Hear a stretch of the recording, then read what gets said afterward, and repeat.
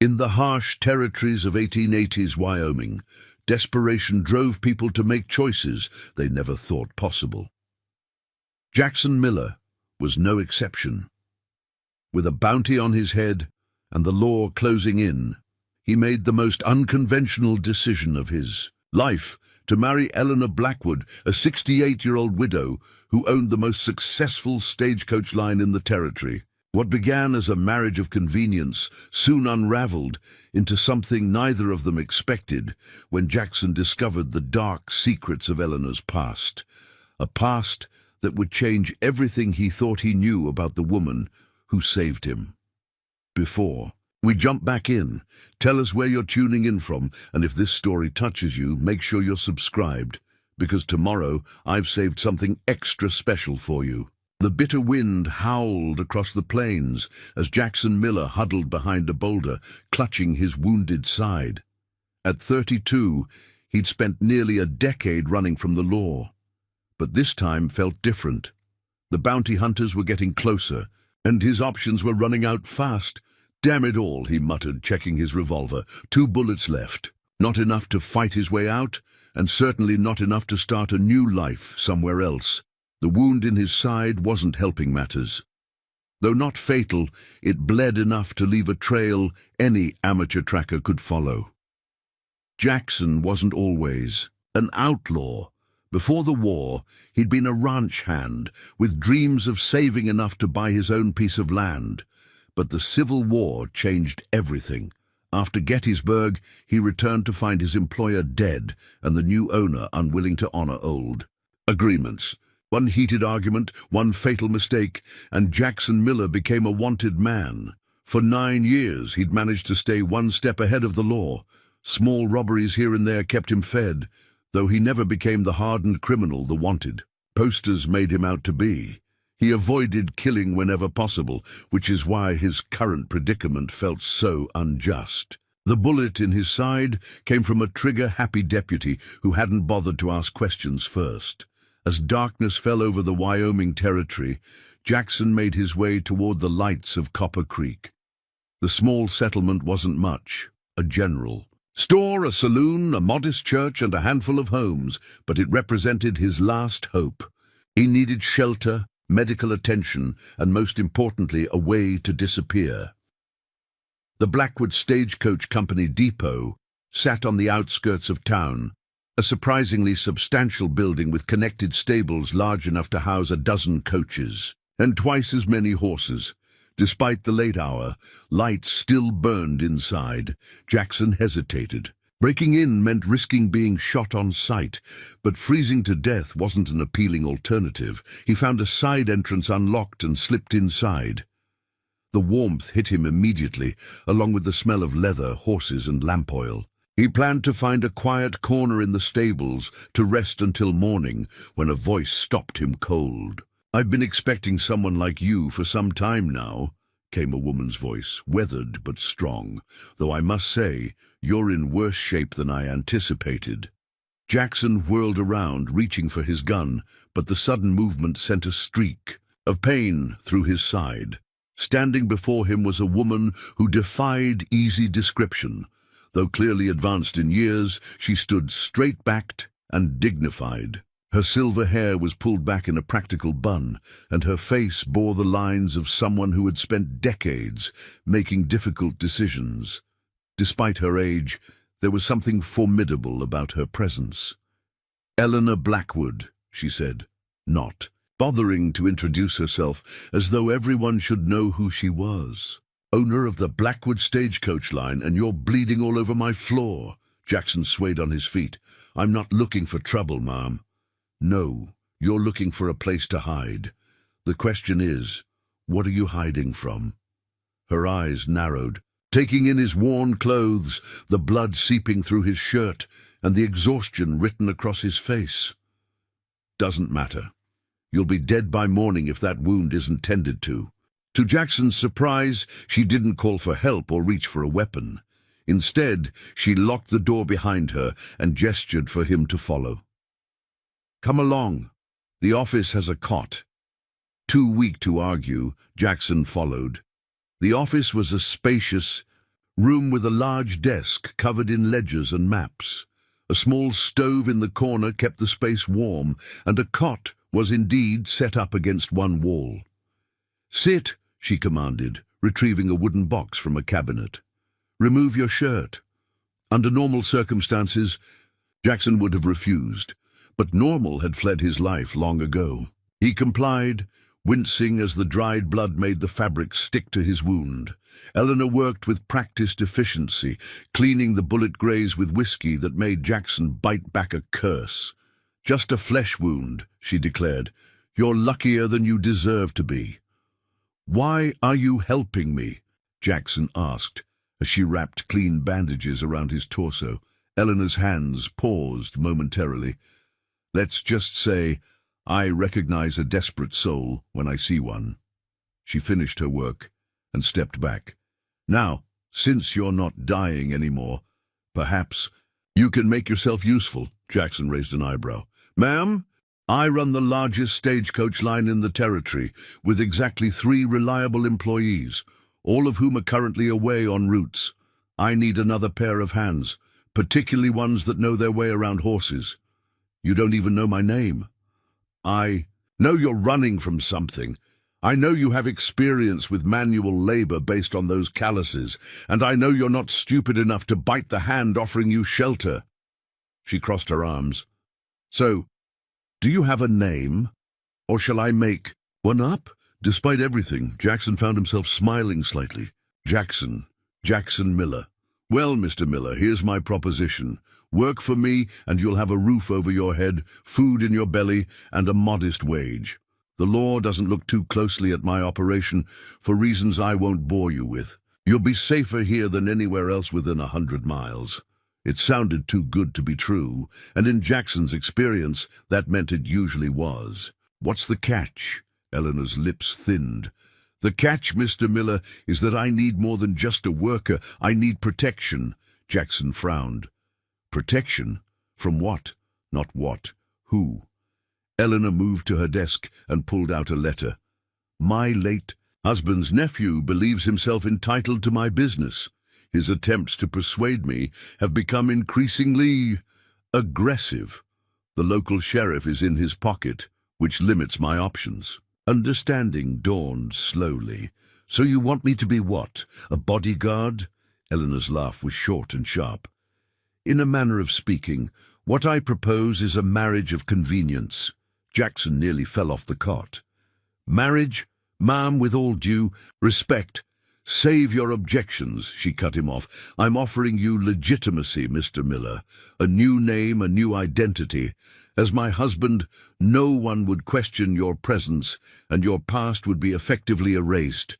In return, your presence would deter my nephew-in-law from his more direct approaches." Jackson stared at the woman before him, trying to comprehend the offer. "You'd marry a complete stranger, a wounded outlaw who broke into your property." Eleanor's eyes, a startling clear blue despite her age, met his without wavering. "I've survived. 68 years in this world, Mr. Miller, most of them on my own terms. I built this business from nothing after my husband died, fought off competitors, outlaws, and economic downturns. I didn't do all that to have Thomas Caldwell steal it from me now." She approached him again, her expression softening slightly. "I'm not looking for romance, Mr. Miller. I've had my share of that in this life. What I'm offering is a practical arrangement that benefits us both." Jackson closed his eyes, weighing his options. They were admittedly few. With a price on his head and a wound that would slow him down, his chances of escaping the territory were slim. And there was something about Eleanor Blackwood that inspired, if not trust, then at least a willingness to take a chance. "How would this work exactly?" Eleanor nodded, seemingly pleased with his consideration. "We marry quietly, with only my lawyer present. I'll introduce you as a former business associate of my late husband's, recently widowed yourself, who assisted me during a difficult time. Your new identity will be established, your past forgotten. And if your nephew-in-law doesn't back down," a shadow crossed Eleanor's face, "then we deal with that when the time comes. Jackson studied her, sensing there was more to the story than she was sharing. Why me? Why not hire actual protection? You clearly have the means. Hired guns have divided loyalties, Mr. Miller. A husband, however, has a vested interest in his wife's well-being. She paused. Besides, there's something about you. Despite your current circumstances, I sense you're a man with certain principles. The irony wasn't lost on Jackson, an outlaw with principles. Yet he couldn't deny there were lines he'd never crossed, even at his most desperate. If I agree, he said slowly, I want something clear from the start. I won't kill you, unless there's no other choice. Eleanor's expression remained unreadable. I'm not asking you to be an assassin, Mr. Miller, just a deterrent. Jackson took a deep breath. All right, Mrs. Blackwood, you have yourself a deal. 3 days later, in the quiet confines of lawyer Matthew Harrington's office, Jackson Miller became Jackson Blackwood, husband to Eleanor Blackwood and co-owner of the Blackwood Stagecoach line. The ceremony, if it could be called that, lasted less than 5 minutes. No vows of love or devotion were exchanged, only practical promises of partnership and protection. As they left the lawyer's office, Eleanor handed Jackson a small stack of papers. Your new identity. Memorize the details. Preparing and narrating this story took us a lot of time, so if you are enjoying it, subscribe to our channel. It means a lot to us. Now back to the story. According to his new life story, Jackson Blackwood was a 32-year-old widower from Missouri who had known Eleanor's late husband during his business travels. After losing his wife to influenza and falling on hard times, he had sought out Eleanor for potential employment, rekindling an old friendship that blossomed into an unexpected romance. Romantic, Jackson commented dryly. Practical, Eleanor corrected. People love a story about late-in-life romance. They'll be too busy gossiping about the age difference to question your sudden appearance. True to Eleanor's prediction, the people of Copper Creek seemed more intrigued than suspicious. About her new husband, some raised eyebrows at the age gap, others whispered about fortune hunters, but most accepted the story at face value. Jackson found himself settling into a routine at the Stagecoach Company, overseeing operations and learning the business under Eleanor's exacting tutelage. For the first time in years, he slept without one eye open, ate regular meals, and wore clothes that weren't threadbare. If anyone recognized him from wanted posters, they kept it to themselves. In Copper Creek, he was simply Mr. Blackwood, the older Mrs. Blackwood's surprisingly capable new husband. But as Jackson was soon to discover, his new life came with complications he couldn't have anticipated. The more he learned about Eleanor Blackwood, the more questions arose. Why did she really marry him? What was she hiding beneath her practical, business-like exterior? And most importantly, who was the mysterious visitor who arrived at the depot late one night, clearly familiar with Eleanor but unknown to anyone else in Copper Creek? The answers, when they came, would shake the foundations of Jackson's newfound security and force him to confront not only Eleanor's past, but his own. The mysterious visitor arrived on a moonless night 3 weeks after Jackson and Eleanor's arrangement began. Jackson had been inspecting the coaches for the next day's routes when he heard voices from Eleanor's office, hers tense but controlled, and another male and insistent. Jackson moved silently toward the partially open door. Years of outlaw life had taught him when to intercede and when to gather information first. You can't just show up like this, Daniel, Eleanor was saying. We have an arrangement. Arrangements change, the man replied. His voice carried the refined tones of Eastern education, but with an underlying hardness. Especially when I hear, you've suddenly acquired a husband, a rather young one from what I understand. Jackson peered through the crack in the door. The visitor, Daniel, was tall and lean, perhaps 50, with prematurely silver hair and an expensive suit that looked out of place in Copper Creek. He carried himself with the confidence of someone accustomed to being obeyed. "My personal life is none of your concern," Eleanor replied coolly. Daniel laughed, a sound devoid of humor. "Everything about you is my concern, Eleanor. Or have you forgotten?" Jackson had heard enough. He pushed the door open and stepped inside, making a show of casualness he didn't feel. "Eleanor, is everything all right?" Both turned to look at him. Eleanor with surprise that quickly shifted to something like relief, and Daniel with narrow-eyed assessment. "Ah," Daniel said softly. "The new husband, I presume." Eleanor composed herself quickly.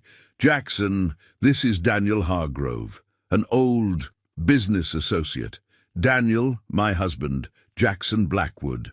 Daniel's eyebrows rose slightly. "Blackwood? How convenient." Jackson extended his hand, forcing Daniel to either accept it or show obvious rudeness. After a moment's hesitation, Daniel shook it briefly. "A pleasure," Daniel said, though his tone suggested otherwise. "Eleanor rarely mentioned family back east. I had no idea she was considering remarriage." "Life is full of surprises," Jackson replied evenly. "Indeed it is." Daniel's gaze was assessing, searching for weaknesses. "I wonder, Mr. Blackwood, how much Eleanor has told you about her past endeavors?" Before Jackson could respond, Eleanor cut in. "Daniel was just leaving. He has a train to catch back to Chicago." "Actually," Daniel said, "I've taken a room at the hotel. I have some business in the area that may keep me in Copper Creek for a few days." He smiled thinly. "Perhaps we could all dine together tomorrow evening? I'd love to get better acquainted with Eleanor's new husband." The invitation felt like a trap, but refusing would only heighten suspicion. "We'd be delighted," Jackson said before Eleanor could object. After Daniel departed, Eleanor poured herself a generous glass of whiskey, something Jackson had never seen her do before. "Who is he really?" Jackson asked. Eleanor took a long sip before answering.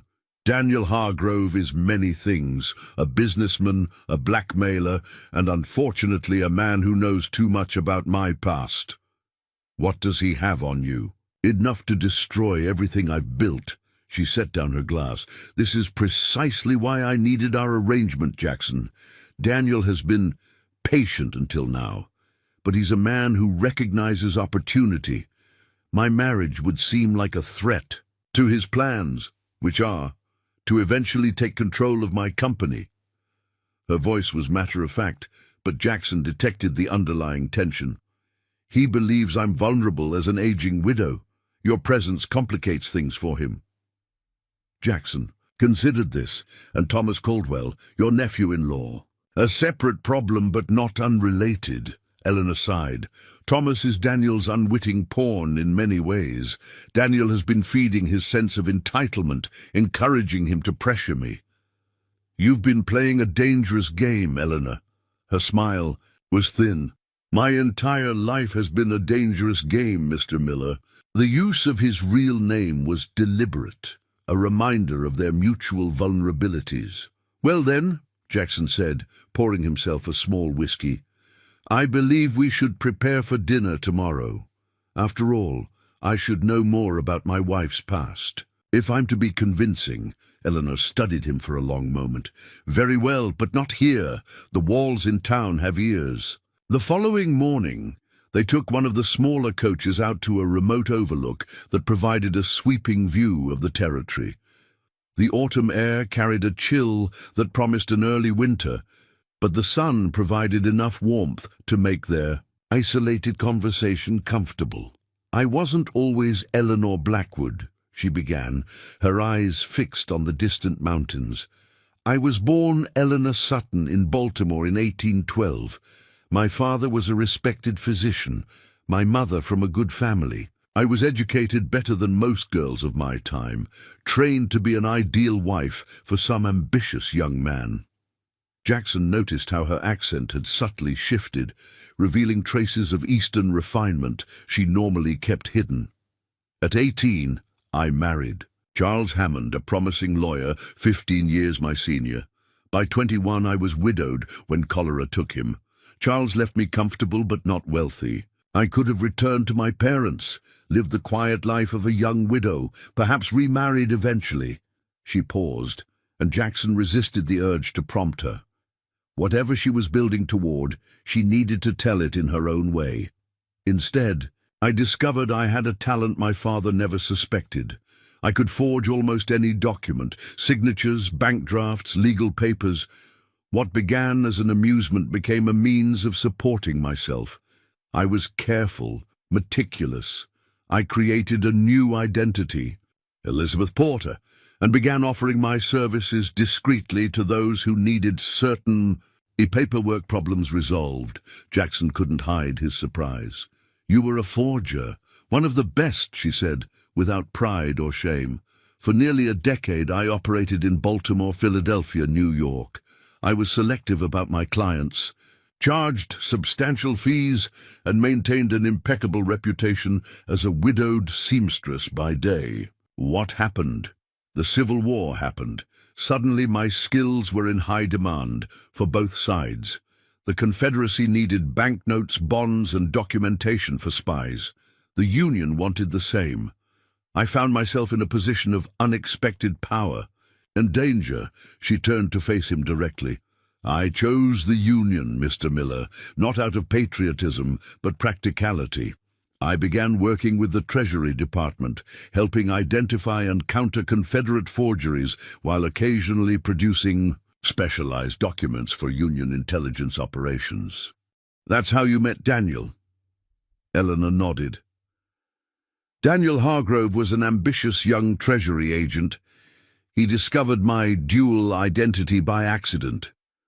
Instead of arresting me, he recognized my value. We formed a partnership of sorts. I continued my work for the Union. He received credit for various counterintelligence successes, and occasionally we collaborated on ventures outside official channels." "You were lovers," Jackson stated, seeing the connection. "Briefly," Eleanor admitted. "But Daniel and I were both practical people. The relationship served its purpose until it didn't. After the war, I wanted to leave that life behind.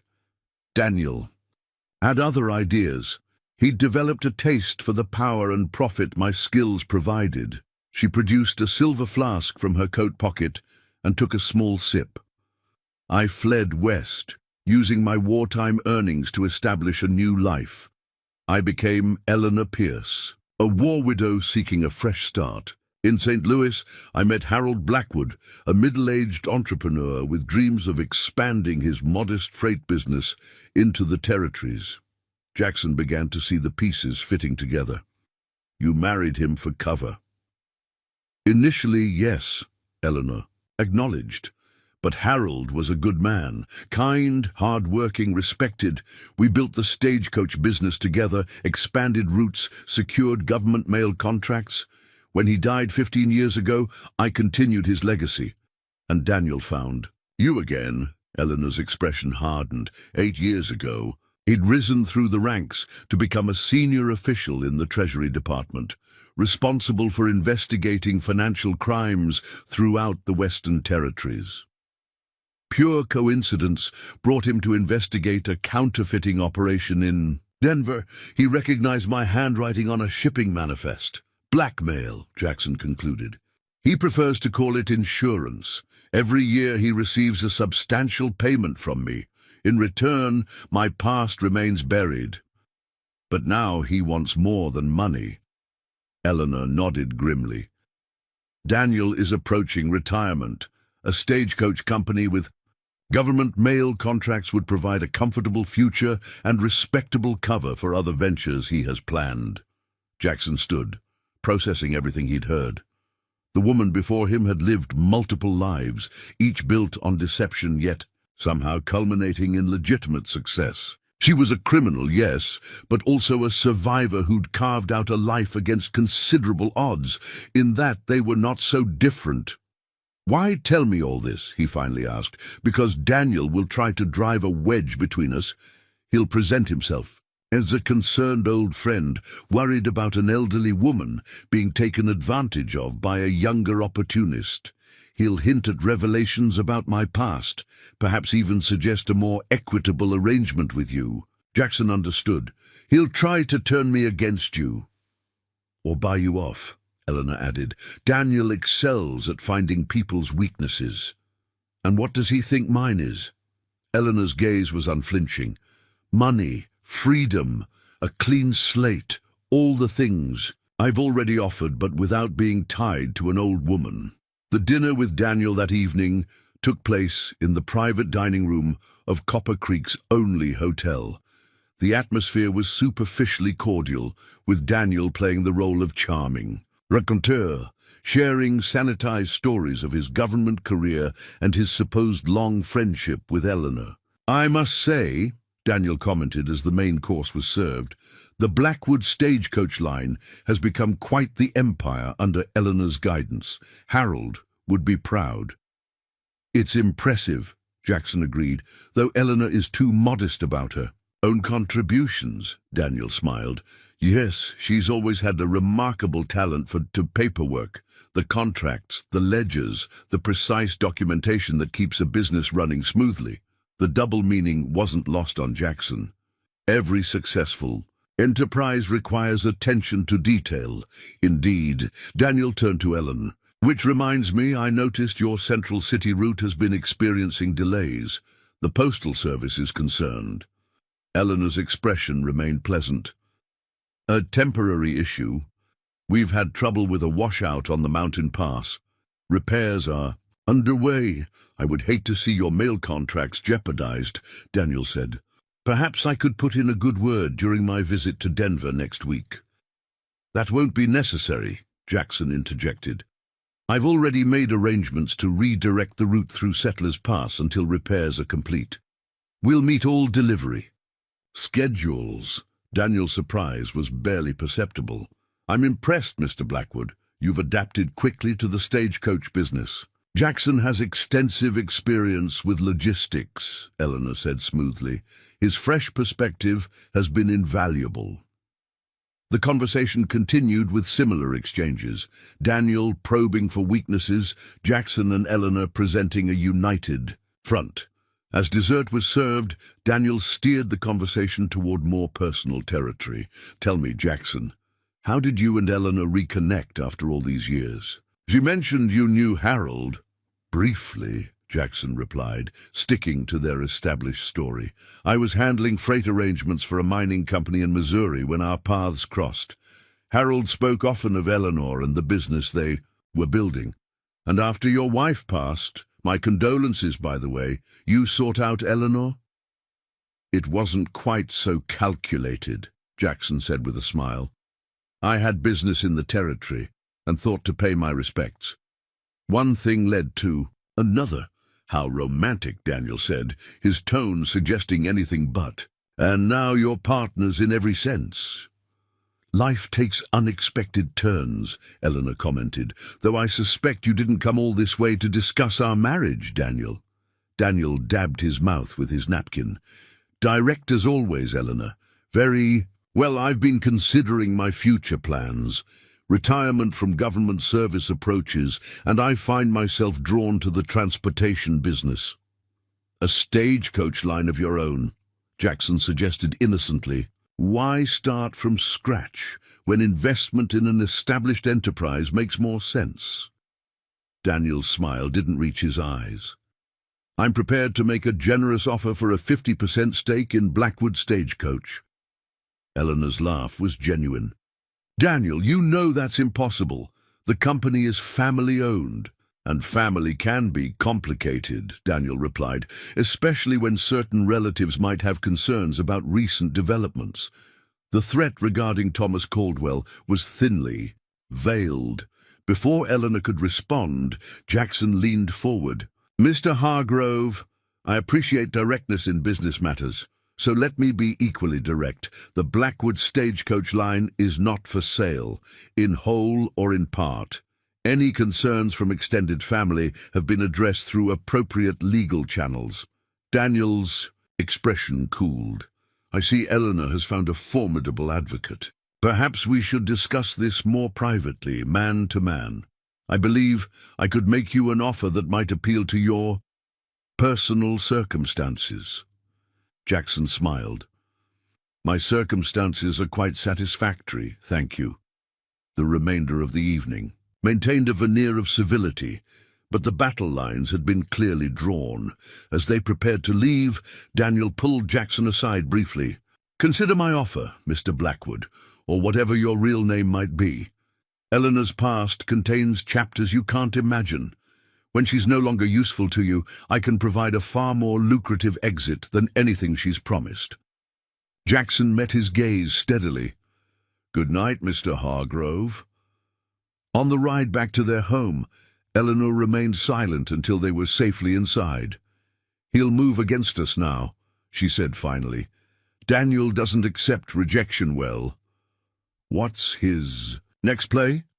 "Thomas Caldwell," Eleanor said wearily. "He'll accelerate whatever plans they've been developing." As if summoned by her words, a knock came at the door. Jackson opened it to find one of their drivers, breathless and agitated. "Mr. Blackwood, there's trouble at the depot.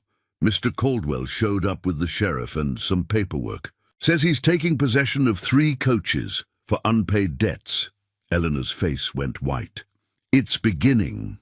The Blackwood depot was illuminated by lanterns when they arrived. Thomas Caldwell, a florid-faced man in his 40s with an ill-fitting suit and a sense of self-importance, stood beside Sheriff Dodson. 3 of the company's newest coaches were being hitched to teams of horses. "Eleanor," Thomas called out with mock sympathy, "I'm just collecting on Harold's outstanding loans. The paperwork all in order." Eleanor strode forward, Jackson at her side. "What outstanding loans? Harold never borrowed money from you." Sheriff Dodson held up a sheaf of papers. "Got the loan documents right here, Mrs. Blackwood. Signed by Harold himself, witnessed and notarized. You've been in default for months according to these notices." Jackson recognized a familiar scheme. Forged documents, a corrupt official, a straw man as the public face. Daniel Hargrove was moving faster than anticipated. "These documents are fraudulent," Eleanor declared. "My husband never borrowed money from Thomas." "Now that's a serious accusation," the sheriff said. "Mr. Caldwell here has proper documentation. Unless you can prove otherwise, I'm obliged to help him recover his property." Jackson stepped forward. "Sheriff, I'd like to examine those documents." Reluctantly, Dodson handed them over. Jackson studied them carefully, noting the signatures, the dates, the specific language. "These were supposedly signed 3 months before Harold Blackwood's death?" he asked. "That's right," Thomas said smugly. "Uncle Harold knew his business was struggling. Too proud to tell his wife, of course." Jackson handed the papers to Eleanor. "Interesting," he said, "especially since the watermark on this paper wasn't used by the territorial court until 2 years after Harold died." Sheriff Dodson frowned. "What watermark?" "This one." Jackson held the paper up to a lantern, revealing the faint design. "I worked with official documentation in Missouri. This is the revised territorial seal implemented in 1870. These documents are dated 1868. The sheriff's confidence wavered. "Now wait a minute. Additionally," Jackson continued, "the notary stamp belongs to Theodore Williams, who didn't receive his commission until 1871. I suggest you verify these facts before proceeding, Sheriff. False documentation in a legal proceeding is a serious offense." Thomas Caldwell's face reddened further. "This is absurd. The sheriff has already validated—" "I think," Eleanor interrupted, "we should take this matter to Judge Wilson in the morning. I'm sure he'd be very interested in examining these documents." The mention of the circuit judge, known for his incorruptibility, caused visible discomfort for both Caldwell and the sheriff. "Perhaps," the sheriff said slowly, "we should postpone this action pending further review." Thomas began to protest, but the sheriff silenced him with a glare. "Enough, Thomas. We'll sort this out properly." As the men unhitched the horses and retreated, Eleanor turned to Jackson with newfound respect. "How did you know about the watermark and the notary?" Jackson smiled grimly. I didn't, but I recognized Daniel's hand in this. The documents looked too perfect, typical of professional forgeries. I took a calculated risk. Eleanor's laugh held genuine admiration. Bluffed them with their own game. Daniel will be furious. Good, Jackson said, but this is just the opening move. We need to be prepared for what comes next. Later that night, as they sat in Eleanor's office reviewing the company's legitimate documentation, Jackson posed the question that had been forming since dinner. You could have exposed Daniel years ago. Treasury agents who abuse their position face serious consequences. Eleanor set down her pen. It's not that simple. Daniel has insurance of his own, evidence of my activities during the war, some of which went beyond what the government sanctioned. We've been in a stalemate until now, Jackson observed. What changed? Eleanor's expression grew distant. Age, Mr. Miller. I'm 68. Daniel sees me as vulnerable, my faculties potentially diminishing. He believes this is his opportunity to finally claim what he's always wanted. The company? Control, she corrected. Over me, over the business I built, over the life I created for myself. Daniel has always resented that I walked away from him, from the power we wielded together. Jackson considered this. He won't stop with Thomas Caldwell's failed attempt. No, Eleanor agreed, and we must be ready for whatever comes next. Daniel is resourceful, connected, and utterly without scruple. As if confirming her assessment, a rock crashed through the office window, narrowly missing Eleanor's head. Attached was a note. This is your final warning. Sell to Hargrove or worse follows. Jackson picked up the note, his jaw tight. It seems diplomacy has ended. Eleanor's voice was steel. Then let the real battle begin. Dawn broke over Copper Creek with an eerie stillness. Jackson stood at the depot window, watching the quiet street with the vigilance of a man who knew trouble was coming. The rock through the window last night was just the beginning. A crude opening gambit that suggested Daniel Hargrove was losing his patience for subtle manipulation. You should get some rest, Eleanor said, entering the office with 2 steaming cups of coffee. Despite the early hour, she looked composed, her silver hair neatly arranged, her clothing practical but impeccable. Jackson accepted the cup gratefully. I've gone longer without sleep. Yes, I imagine life as an outlaw teaches certain endurance skills. There was no judgment in her tone, merely observation. But we need your wits sharp. Daniel excels at exploiting exhaustion.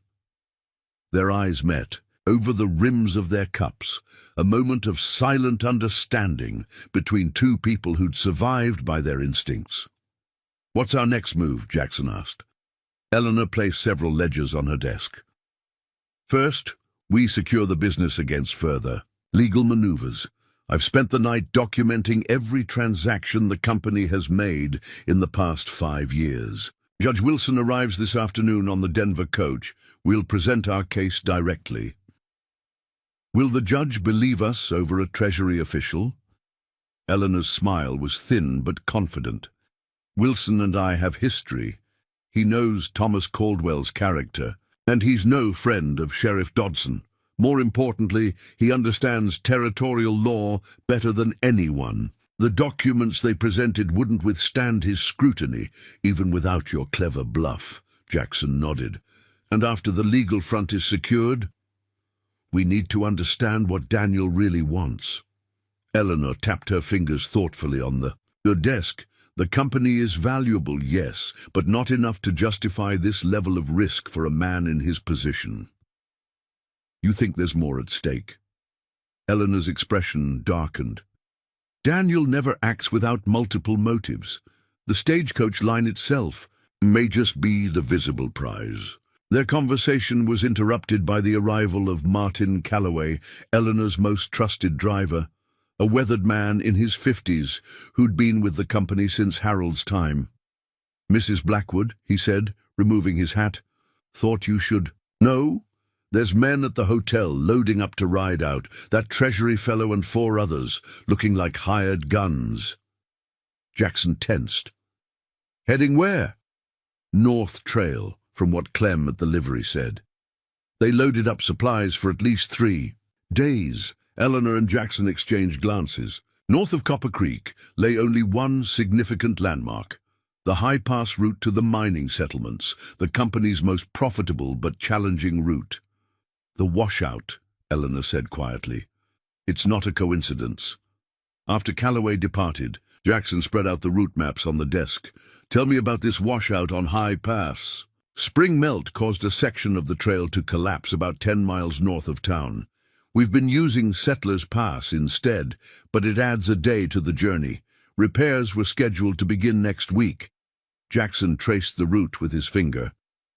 And the mail contract specifies delivery times? Yes. We have a 2-week grace period for using the alternate route due to documented hazardous conditions. After that, penalties begin to accrue. The strategy became clear. Daniel's going to make sure those repairs never happen. If your coaches can't use High Pass, you'll eventually breach contract terms. The Postal Service could terminate your most valuable contract. Eleanor nodded grimly. And with Thomas Caldwell's legitimate claim to partial ownership, he could step in as the responsible party to save the mail route. Jackson grabbed his coat. I need to get to High Pass before them. Not alone, Eleanor countered. Daniel, we'll have hired professional troublemakers. I've dealt with their kind before. So have I. Eleanor reached into a drawer and withdrew a small derringer. And I'm coming with you. Jackson started to object, but the determination in Eleanor's eyes stopped him. This was her company, her life's work at stake. Besides, he suspected arguing would only waste valuable time.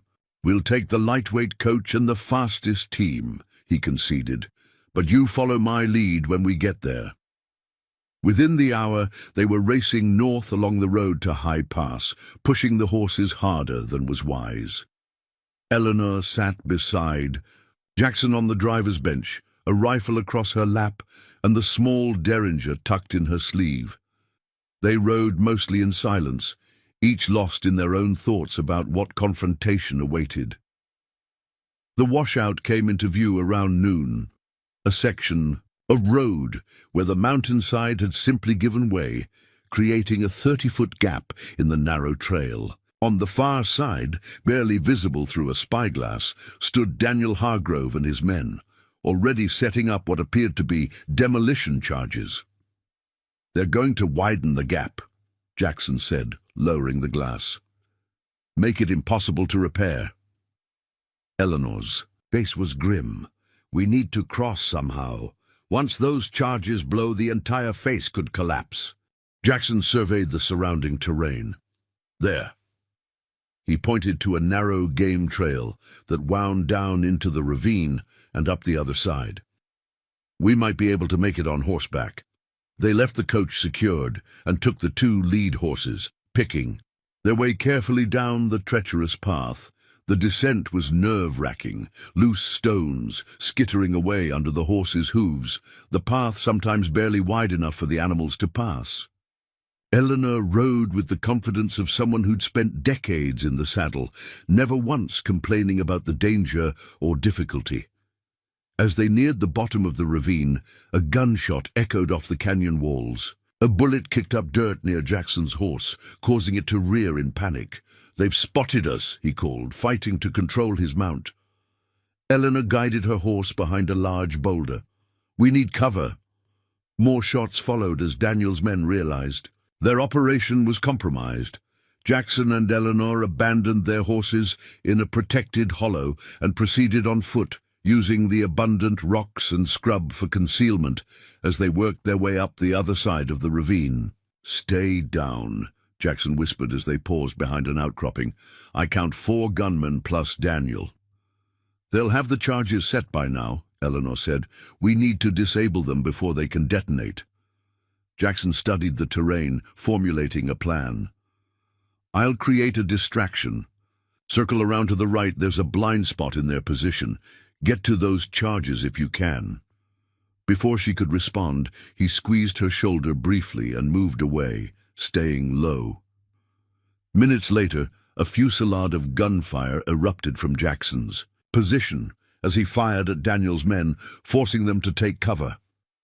Eleanor seized the opportunity, scrambling up the slope toward the demolition setup. She reached the first bundle of dynamite as the gunfight intensified, quickly working to disable the fuse connections with practiced hands. Daniel, positioned farther back, suddenly noticed her. "Stop her!"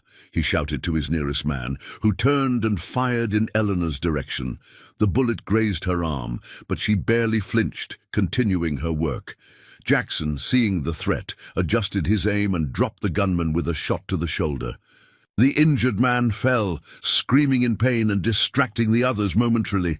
Eleanor had just finished disabling the final charge when Daniel himself appeared before her, a revolver aimed at her chest. "Step away, Eleanor," he commanded. She straightened slowly, blood seeping through her sleeve. "It's over, Daniel. Your plan won't work."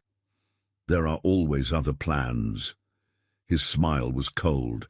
"Your young husband is outnumbered. Even if he survives, Sheriff Dodson will be interested to learn his true identity. I've made inquiries, you see. Jackson Miller, wanted for murder in 3 territories. Self-defense," came Jackson's voice from behind Daniel. "But I doubt that matters to you." Daniel turned slightly, keeping his gun trained on Eleanor while acknowledging Jackson's presence. "Mr. Miller, quite the protective husband you've proven to be. I'm almost impressed." "Lower your weapon," Jackson said, his own revolver steady. "Your men have either fled or are incapacitated. It's finished." Daniel's laugh was bitter. "Nothing is ever finished. You of all people should understand that, outlaw. We carry our past with us, always." "That's where you're wrong," Eleanor said quietly. "Some of us build new lives, Daniel. We move forward, while others cling to old grievances," Jackson added. "Old obsessions." Daniel's expression hardened. "You think this is about obsession? This is about what's rightfully mine. We built an empire during the war, Eleanor. Your skills and my connections. The arrangements I made, the risks I took, I deserve my share." "You've been taking your share for 8 years, Eleanor countered, "bleeding my company dry with your blackmail." "A pittance compared to what we could have had together." For a moment, genuine emotion cracked through Daniel's composed facade. "We were unstoppable, Eleanor. The greatest forgers the Treasury Department never caught, and you walked away." Jackson kept his aim steady, but his mind raced to process this new information. Daniel hadn't merely discovered Eleanor's forgery operation. He'd been part of it. A Treasury agent running a counterfeiting scheme during the chaos of the Civil War, using Eleanor's talents while maintaining his government position as cover. "I walked away from corruption," Eleanor said firmly, "from becoming something I despised." Daniel's laugh was harsh. "Says the woman who married an outlaw to protect her interests. We're all corrupt, Eleanor. Some of us are just honest about it." A tense silence fell as the 3 stood in their fragile standoff, the dynamite charges lying harmless at their feet. In the distance, the sounds of horses approaching echoed through the ravine. "That will be Judge Wilson," Eleanor said. "I sent a message before we left town, requesting he meet us here rather than in Copper Creek." Daniel's composure slipped further. "You're bluffing." "Am I?" Eleanor's confidence was unshakable. "Surrender now, Daniel. The judge is an old friend. I'm sure he'll be interested in hearing about a Treasury agent attempting to sabotage a U.S. mail route." Rage and calculation warred in Daniel's expression. Finally, he lowered his weapon. "This isn't over." "Actually," Jackson said, "I believe it is." Judge Wilson's arrival with 2 federal marshals confirmed Eleanor's claim. The elderly jurist took in the scene with shrewd eyes, the disabled explosives, the injured gunman, Daniel's disheveled appearance. "Mrs. Blackwood," the judge greeted Eleanor, Your message mentioned attempted sabotage of a mail route. I see you weren't exaggerating. Eleanor made the introductions, carefully presenting Jackson as her husband without elaborating on his background. The judge, whether from politeness or discretion, asked no probing questions about the recent marriage. Agent Hargrove, Wilson addressed Daniel formally, I believe you've exceeded your authority. Tampering with a federal mail route is a serious offense. This is a misunderstanding, Daniel attempted. I was investigating potential contract violations by the Blackwood Company. By planting explosives. The judge's eyebrows rose. An unusual investigative technique. As the marshals took custody of Daniel and rounded up his remaining men, Eleanor pulled Jackson aside. We should return to town immediately, she said quietly. Daniel will attempt to expose your identity as a final act of vengeance. I know, Jackson replied, watching as Daniel was led away in handcuffs, his eyes fixed on them with cold hatred. But I think it's time I stopped running. Back in Copper Creek, news of the confrontation at High Pass spread quickly. Eleanor's arm was properly bandaged by the town doctor, and Judge Wilson established a temporary court in the hotel dining room to hear Daniel's case. Despite Daniel's position with the Treasury Department, the evidence against him was damning.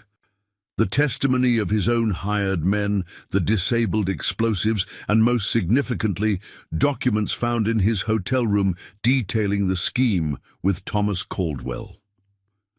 Sheriff Dodson, seeing which way the wind was blowing, suddenly remembered urgent business in the next county. Thomas Caldwell made himself scarce as well, fleeing town before he could be implicated further. That evening, as Eleanor and Jackson sat in her office reviewing the day's events, a knock came at the door. Judge Wilson entered, his expression grave. Mrs. Blackwood. Mr. Blackwood, or should I say, Mr. Miller. Jackson tensed but didn't deny it. Eleanor's hand found his arm, a silent gesture of support. I thought as much, the judge continued, seating himself without invitation. Agent, Hargrove was quite vocal about your true identity once he realized his situation. Whatever Jackson did in the past, Eleanor began. Wilson held up a hand. I'm here unofficially, Eleanor. We've known each other too long for me to ignore this matter, but I haven't come to make an arrest. Jackson studied the judge's weathered face. What have you come for, then? Information, Wilson replied simply, and perhaps to offer a proposition. He produced a worn, wanted poster from his coat, Jackson's likeness from years earlier, the reward amount substantial. 8 years ago, a ranch owner named Virgil Tate was shot during an altercation with a hand he'd recently dismissed. Witnesses claimed self-defense, but Tate's family had influence. The hand fled rather than face a hanging. Jackson's throat was dry. That's more or less how it happened. Wilson nodded. I suspected as much. Virgil Tate had a reputation for mistreating his workers, particularly those who'd served in the war. His son Preston was no better. What's your proposition, Judge? Eleanor asked. Hargrove will be transported to Denver tomorrow to face federal charges. He's desperate, making all manner of accusations about both of you. Wilson's gaze shifted. Between them, I could ensure those accusations receive proper scrutiny, meaning lengthy investigations during which certain individuals might find their pasts examined with uncomfortable thoroughness. Jackson understood. Or I could lose this poster, Wilson said, tossing it into the fire, and forget I ever heard the name Jackson Miller. In exchange, you both might consider a request from an old man who spent 40 years watching justice bend to accommodate wealth and influence. Eleanor smiled slightly. Name your price, Samuel. Not money, Wilson clarified. Service. The territories are growing, communities forming beyond the reach of formal law. What they need are people who understand both sides. Of justice, the letter and the spirit. Jackson frowned. You want me to become some kind of lawman? I want you both to consider establishing a branch of your Stagecoach line in Dakota Territory. The region needs reliable transportation, mail service, and people with flexible problem-solving skills. Wilson's eyes twinkled slightly. A U.S.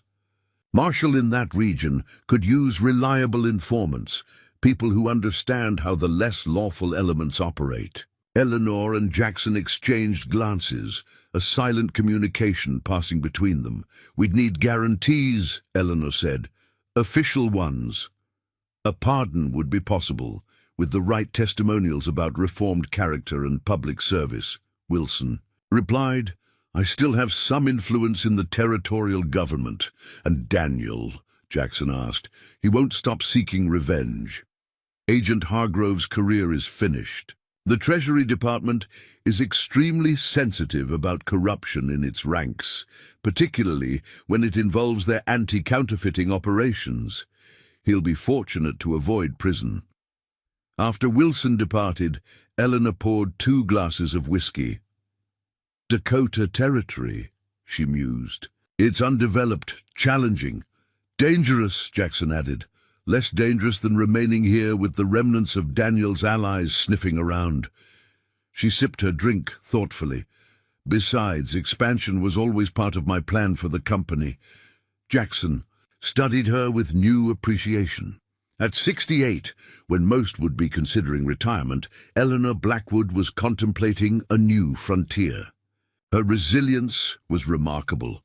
A fresh start, he said. Again, Eleanor smiled. I've had several in my lifetime. They get more interesting each time. Will our arrangement continue?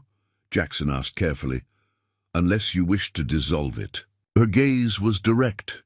The judge's pardon would give you freedom to go your own way. Jackson considered this. Their marriage had begun as a pragmatic solution to mutual problems, protection for her, legitimacy for him. Yet somewhere amid the danger and revelations of the past weeks, something had shifted. Not romance, exactly, but a deeper partnership, built on shared survival, mutual respect, and a growing trust that neither had expected. I think, he said slowly, that Blackwood Stagecoach Dakota would benefit from having both founders present. Eleanor's smile deepened. I concur, Mr. Blackwood. They raised their glasses in silent toast, to new beginnings, to unexpected partnerships, and to the winding trails that had brought them to this moment. Outside, the sun set over Copper Creek, painting the sky in shades of gold and crimson, colors of warning, but also of possibility. 6 months passed since the confrontation at High Pass. Spring came to Dakota Territory, melting the brutal winter snows and breathing new life into the frontier landscape. The small settlement of Silver Forks, little more than a crossroads 2 years earlier, had grown steadily with the establishment of the Blackwood Stagecoach Dakota headquarters. Jackson stood on the newly constructed depot's porch, surveying their accomplishments. 3 regular routes now connected Silver Forks to larger settlements, carrying mail, passengers, and freight through previously isolated territory. Their reputation for reliability had spread quickly, bringing both business opportunities and the challenges that came with success in a largely lawless region. "Rider coming!" called Lewis Porter, a young man who'd joined their operation as a stable hand and proven himself indispensable during the harsh winter months. Jackson shaded his eyes against the morning sun. The approaching rider pushed his mount. Hard, a sign of urgency that put Jackson on alert. His hand instinctively moved to the revolver at his hip, a habit he hadn't abandoned despite his supposedly reformed status. The rider reined in before the depot, his horse lathered with sweat. "Message for Mrs. Blackwood," he announced, holding out a sealed envelope. "From Judge Wilson, said it was urgent." Jackson accepted the envelope, tipped the rider, and directed him to the stables where his horse could be tended to. He found Eleanor In her office, bent over route maps and scheduling ledgers. "From the judge," he said, handing her the envelope. Eleanor opened it with a letter opener, her expression growing serious as she read. "Daniel Hargrove escaped during transport to Federal. Prison 3 weeks ago," she announced without preamble. "The judge believes he may be heading this way." Jackson absorbed this news grimly. 3 weeks is plenty of time to reach Dakota Territory. Samuel has arranged additional marshals for the region, but he warns us to be vigilant. She placed the letter on her desk. "Daniel knows both of us too well to attempt a direct confrontation. He'll look for leverage," Jackson agreed. "Weak points in our operation, which is why we've been careful to avoid creating any." Eleanor's tone was confident, but Jackson detected the underlying tension. Daniel Hargrove represented the one threat they had hoped was permanently neutralized. Their move to Dakota Territory had proceeded more smoothly than either had anticipated. Judge Wilson had been true to his word, arranging a conditional pardon for Jackson, contingent upon his service as an unofficial informant to the U.S. Marshal's Office. Eleanor had sold the original Blackwood Stagecoach line to a consortium of investors from Denver, using the capital to establish their new operation far from Daniel's sphere of influence. Their marriage, originally one of convenience, had evolved into a genuine partnership. Though not romantic in the conventional sense, they had developed a deep mutual respect and affection. Eleanor's business acumen complemented Jackson's practical frontier skills, creating an enterprise that had quickly become essential to the territory's development. "We should warn the station managers," Jackson said, already thinking ahead. "Hargrove might target the outlying stations first." Eleanor nodded in agreement. "I'll prepare messages for each route. In the meantime, we should—" She was interrupted by a commotion outside. Jackson moved to the window to see a U.S. Marshal's wagon pulling up, flanked by 2 riders. The lead marshal, a stern-faced man named Nathaniel Reed, dismounted and approached the depot. "Trouble," Jackson murmured, recognizing the official's purposeful stride. Eleanor straightened her papers calmly. "Let me handle this." Marshal Reed entered without knocking, his manner brusque but not hostile. "Mrs. Blackwood, Mr. Blackwood," he acknowledged them both with a nod. "I need to speak with you regarding a sensitive matter." "Of course, Marshal," Eleanor replied smoothly. "Please, have a seat." Reed remained standing. "I've received information about a potential threat to your operation. A former Treasury agent named Daniel Hargrove has escaped custody. My sources indicate he may be targeting your business." Jackson exchanged a glance with Eleanor. "We just received similar news from Judge Wilson." "Then you understand the seriousness of the situation," Reed continued. "Hargrove has apparently been making inquiries about your routes, particularly the northern line to Fort Miller."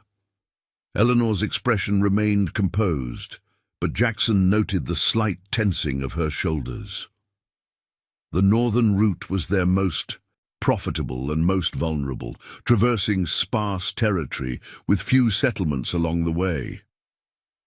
"We appreciate the warning," Eleanor said. "We can adjust our schedules, perhaps add additional security." "There's more," Reed interrupted. "We have reason to believe Hargrove isn't working alone. He's been seen in the company of Thomas Caldwell." This was unexpected. Thomas Caldwell had disappeared after the High Pass incident, presumably fleeing potential charges. That he would risk aligning himself with a fugitive federal agent suggested a vendetta that transcended rational self-interest. "There's also the matter of this," Reed continued, producing a wanted poster from his coat. Jackson tensed, but the image on the paper wasn't his own. Instead, it showed an artist's rendering of a woman, younger but unmistakably Eleanor. "Elizabeth Porter," Reed read from the poster, "wanted for forgery and counterfeiting activities. During the war between the states, presumed to have fled west under an assumed identity." Eleanor didn't flinch. "An old matter, Marshal. Judge Wilson is fully aware of my history." Reed's expression remained neutral. "So I've been informed. The judge suggested that your expertise might prove useful in our current situation." "How so?" Jackson asked, watching the marshal carefully. "We've intercepted communications indicating that Hargrove and Caldwell aren't merely seeking revenge. They're establishing a counterfeiting operation somewhere in the territory, using techniques that bear remarkable similarity to those employed by Elizabeth Porter." Eleanor's laugh held no humor. "Daniel always lacked originality. He's recreating our wartime operation. With one significant difference," Reed added. "He's not working for any government this time, just himself." Reed spread a map across Eleanor's desk. "We've narrowed the possible locations to this region," he said, indicating a remote area near the Canadian border. "Isolated, difficult terrain, but accessible via the old Trappers Trail that runs parallel to your northern route." Jackson studied the map. "That's why he's been asking about our Fort Miller line. It's the closest established route to this area." "Precisely," Reed confirmed. "We need to locate their operation before they can distribute any counterfeit currency. Once it enters circulation, the damage to the territorial economy could be severe. And you want my help in identifying their setup," Eleanor concluded, "because I would recognize the equipment, the techniques." Reed nodded. "Judge Wilson speaks highly of your reformed character, Mrs. Blackwood. This is an opportunity to provide a valuable service to the territory." "While putting herself at risk," Jackson interjected. "Hargrove wants Eleanor dead, Marshal." "Which is why we're not suggesting Mrs. Blackwood venture into the field," Reed clarified. "We need information, expertise, perhaps guidance for our agents. Nothing more." Eleanor considered this proposal silently, her fingers tracing the borders of the map. Jackson knew she was weighing not just the risk to herself, but the potential impact on the business they'd built together and the community that now depended on them. "I'll help," she finally decided. "On one condition. My husband participates in the field operation." Reed frowned. "Mr. Blackwood isn't a federal agent." "No," Eleanor agreed, "but he knows Hargrove, understands how he thinks, and has proven himself capable in dangerous situations. More importantly, I trust him." The marshal deliberated briefly. "Very well. We depart tomorrow at first light. I'll have my men prepare the necessary equipment." After Reed departed, Jackson turned to Eleanor. "You didn't have to volunteer with me, didn't I?" Her eyebrow rose challengingly. "Would you have stayed behind while federal agents hunted Hargrove without your assistance?" Jackson smiled despite himself. "You know me too well." "A consequence of our arrangement," Eleanor replied with her own slight smile. "Now, help me gather everything I know about Daniel's methods. If he's replicating our wartime operation, there are specific vulnerabilities the marshals can exploit." Through the evening and into the night, Eleanor shared knowledge she'd kept buried for decades. The precise techniques for creating plates that would pass Treasury inspection, the specific paper compositions they'd developed, the chemical treatments for aging and authenticity. Jackson listened and took notes, asking occasional questions but mostly absorbing the remarkable level of expertise Eleanor had cultivated in her previous life. "You could have been wealthy beyond imagination with these skills," he observed as midnight approached. Eleanor's expression grew distant. "I was never motivated by wealth itself, only the freedom it provides, the ability to build something lasting, something legitimate." "Like Blackwood's Stagecoach." "Yes." Her gaze met his. "Though I never anticipated having a genuine partner in that endeavor." The moments stretched between them, filled with unspoken acknowledgement of how far they'd come from their initial arrangement. Jackson finally broke the silence. "We should get some rest. Tomorrow will be demanding." Dawn found Jackson preparing to depart with Marshal Reed and his team of 6 experienced agents. Eleanor had provided detailed information about what to look for, The specific equipment Daniel would need, the likely layout of the operation, the security measures he typically employed. "Remember," she told Jackson as he prepared to mount his horse, "Daniel is methodical to the point of predictability. He'll have established escape routes, fallback positions, and he'll have the counterfeiting equipment rigged for rapid destruction, if discovered." Jackson nodded, checking his weapons one final time. "I'll be back within the week." Eleanor's hand rested briefly on his arm, a touch that conveyed concern without explicitly stating it. "See that you are, Mr. Blackwood.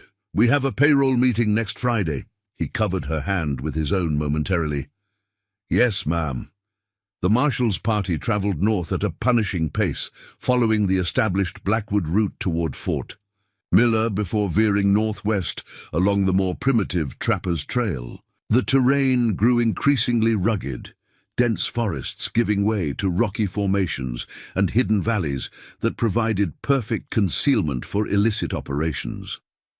On the third day, they discovered the first sign of Hargrove's presence, an abandoned campsite with traces of specialized chemicals used in currency production. Jackson recognized the distinctive smell from Eleanor's descriptions.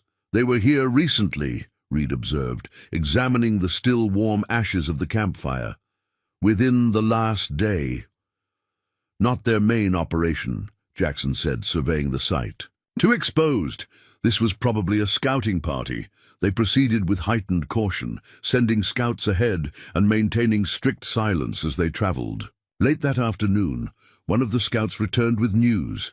A cabin tucked into a remote valley showed signs of recent construction and unusual activity. Under cover of approaching darkness, Reed's team established observation positions surrounding the valley. Through field glasses, Jackson studied the cabin and its surroundings. Smoke rose from the chimney despite the mild spring weather, consistent with the operation of a printing press, which required heated metal for optimal results. 2 men patrolled the perimeter with rifles, while a third tended to horses in a small corral. "That's Caldwell," Jackson whispered, recognizing the portly figure by the corral. "If he's here, Hargrove can't be far." Reed devised a plan for a pre-dawn raid, dividing his men into 3 teams to approach from different directions. Jackson was assigned to Reed's team, tasked with securing the main building, while the others neutralized the guards and prevented escape. The hours of darkness passed slowly. Jackson found himself thinking of Eleanor, not just her guidance for this mission, but the remarkable journey that had brought them together. From a desperate marriage of convenience to genuine partners facing a common enemy, their path had been anything but conventional. As the eastern sky began to lighten imperceptibly, Reed gave the signal to move. Jackson followed the marshal and 2 other agents as they silently approached the cabin from the rear. The other teams moved simultaneously toward their objectives. The operation began perfectly. The patrolling guards were subdued without alerting those inside, and Reed's team reached the cabin's back door undetected. Then everything went wrong. A hidden alarm, a thin wire at ankle height, triggered a bell inside the cabin. Shouts of alarm erupted, followed by the sound of breaking glass and a sudden burst of acrid smoke from the windows. "They're destroying evidence," Jackson called. "We need to get inside now." Reed kicked in the door, gun drawn, with Jackson and the others close behind. Through the thickening smoke, they could make out figures rushing about, feeding documents into a small stove that blazed hot enough to warp the metal. "Federal marshals!" Reed shouted. "Surrender immediately!" Gunfire erupted from the far side of the room. One of Reed's men fell with a cry of pain. Jackson ducked behind an overturned table, returning fire, while trying to locate Hargrove among the shadowy figures. The smoke was making it difficult to breathe, let alone see. Jackson pulled a bandana over his nose and mouth, then moved deeper into the cabin, staying low. He spotted the printing press, a specialized piece of equipment exactly as Eleanor had described, and beside it, a familiar figure frantically gathering plates and papers. "It's over, Daniel," Jackson called. Hargrove whirled, revolver in hand. "Miller!" he snarled, recognition flashing in his eyes. "Still hiding behind Eleanor's skirts?" "Surrendering is your only option," Jackson replied, keeping his own weapon. "Trained on the former Treasury agent. The building is surrounded." Daniel's laugh was bitter. "There are always options for men like us." He fired suddenly, the bullet splintering wood inches from Jackson's head. Jackson returned fire, hitting Daniel in the shoulder. The man staggered but remained standing, his expression contorted with rage and pain. "We're nothing alike," Jackson said, advancing carefully. "I chose to build something legitimate. You're still clinging to your old schemes." "Legitimate?" Daniel spat the word. "You're a murderer playing at respectability, and Eleanor is a criminal who abandoned her true calling. To play frontier businesswoman, neither of you can escape what you really are." Before Jackson could respond, the roof timbers groaned ominously. The fire had spread faster than anyone anticipated, weakening the structure. Marshal Reed appeared through the smoke. "We need to evacuate," he shouted. "The whole place is going up." Jackson kept his gun trained on Daniel. "Move slowly." As they edged toward the door, Daniel suddenly lunged toward a desk, grabbing something Jackson couldn't see. Reed fired, hitting Daniel in the leg. The former Treasury agent collapsed against the desk, which tipped over, revealing a hidden compartment containing stacks of nearly completed counterfeit bills. "My life's work," Daniel gasped, clutching the wound in his leg. "She was supposed to be part of this. We were meant to rule together."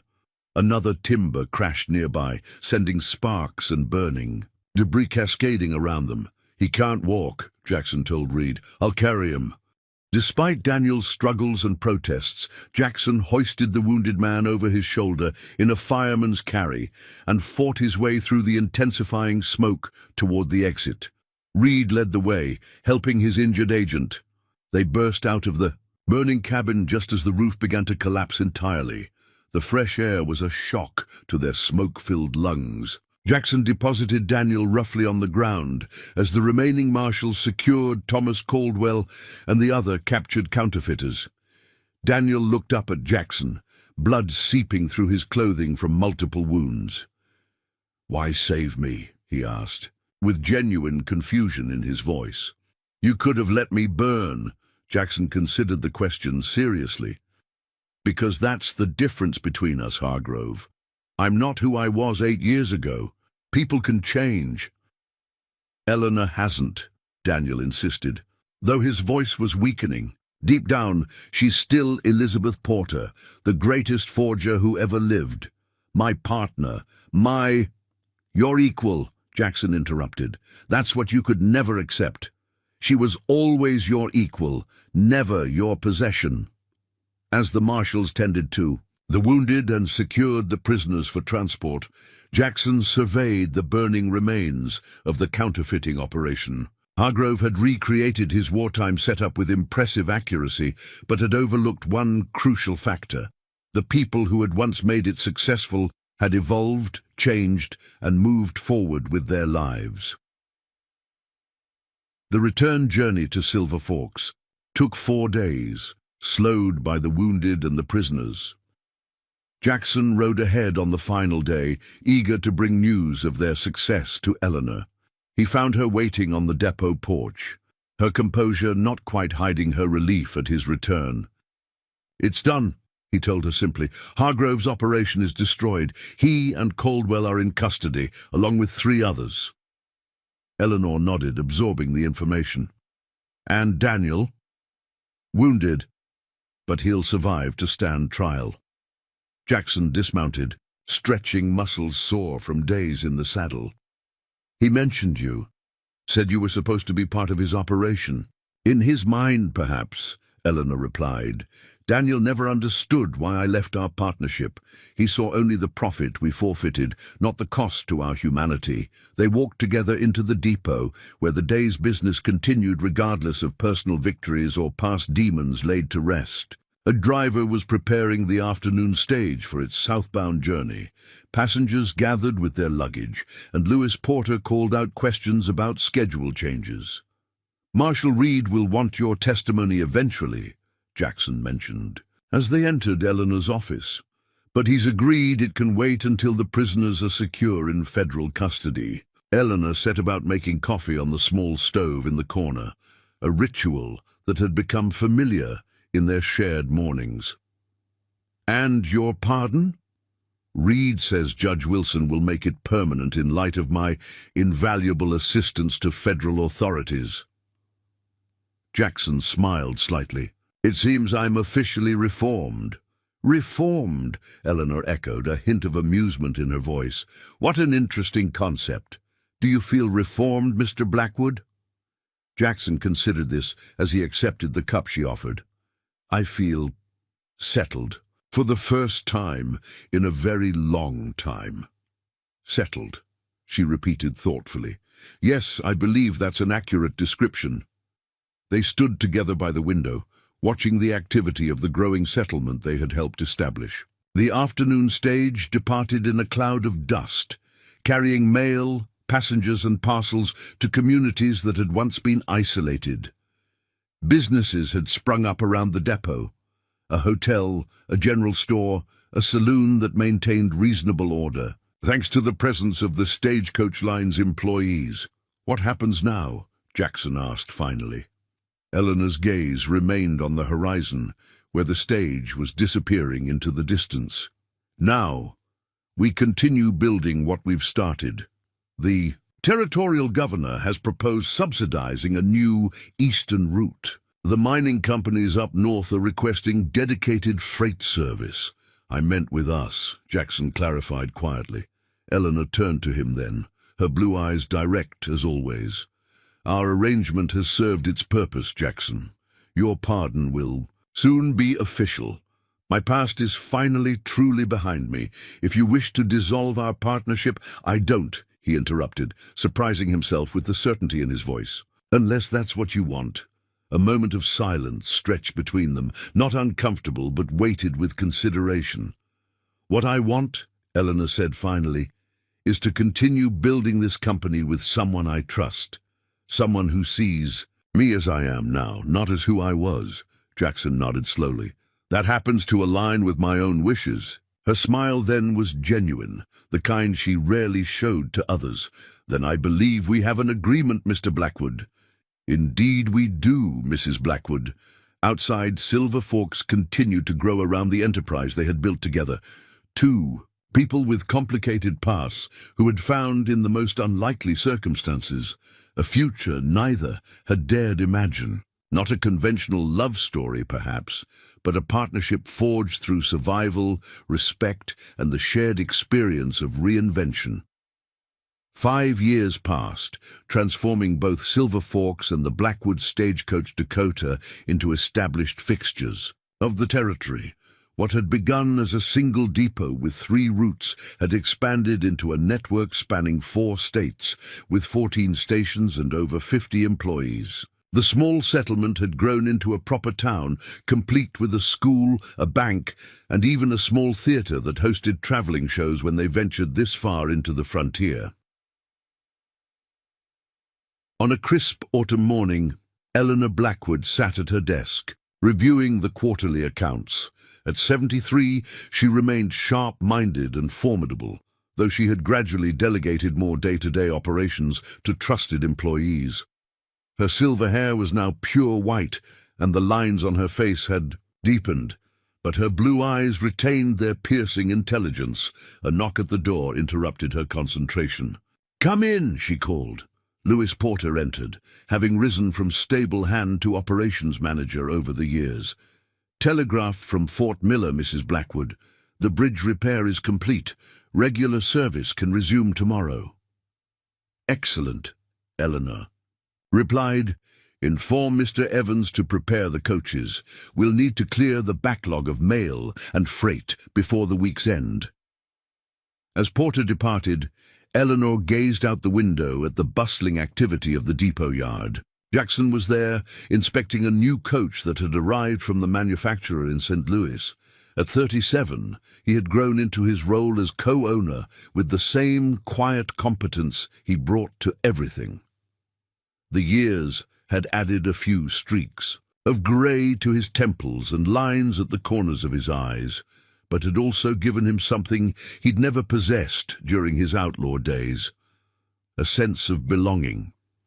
Their partnership had flourished beyond anything either could have anticipated when they entered their arrangement of convenience. Though their marriage remained unconventional by most standards, each maintaining separate quarters within their large house at the edge of town, they had developed a deep bond built on mutual respect, shared experiences, and genuine affection. Eleanor was gathering her papers when another knock came, this one more hesitant. "Yes?" she called. The door opened to reveal Sarah Whitaker, the young telegrapher who had taken over when old Mr. Collins retired the previous year.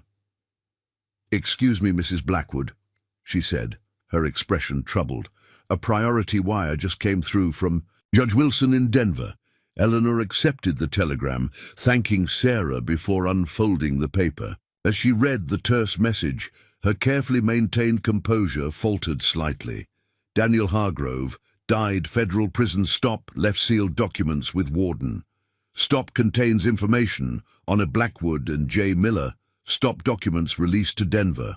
Post reporter stop advise immediate preparations. Stop Wilson. Lena read the message twice, then carefully folded it and placed it in her desk drawer. She had known this day might come. Daniel Hargrove had been sentenced to 20 years in federal prison for counterfeiting, attempted murder, and corruption. Though his power and influence had been stripped away, his knowledge and his capacity for vengeance had remained intact. She found Jackson still in the yard, discussing suspension improvements with the company's blacksmith. "A word, please," she said quietly, her tone conveying the urgency that her demeanor concealed from others. In the privacy of his office, a space much less formal than hers, with maps covering the walls and practical equipment occupying most surfaces, Eleanor handed him the telegram without comment. Jackson read it, his expression darkening. "After all this time," he murmured, "his final revenge." "Judge Wilson wouldn't have sent this if it weren't serious," Eleanor said. "Daniel must have documented everything. My past as Elizabeth Porter, your history as Jackson Miller, our original arrangement. He probably embellished considerably. The Denver Post," Jackson noted, "one of the largest papers in the West. Whatever story comes from this will spread quickly." Eleanor nodded grimly. "Our options are limited. We could deny everything of course, but Daniel would have ensured his evidence was compelling. We could leave," Jackson suggested, though his tone lacked conviction. "Start over somewhere else." The idea hung between them briefly, before Eleanor shook her head. "I've started over 3 times in my life. I'm 73, Jackson. This is where I've chosen to make my final stand." Jackson studied her face, seeing the determination that had carried her through decades of adversity. "Then we face it together," he said simply. "But we should prepare the company for the fallout." "Agreed. Call a meeting of the senior staff for this afternoon. We'll need to ensure operations continue regardless of what happens."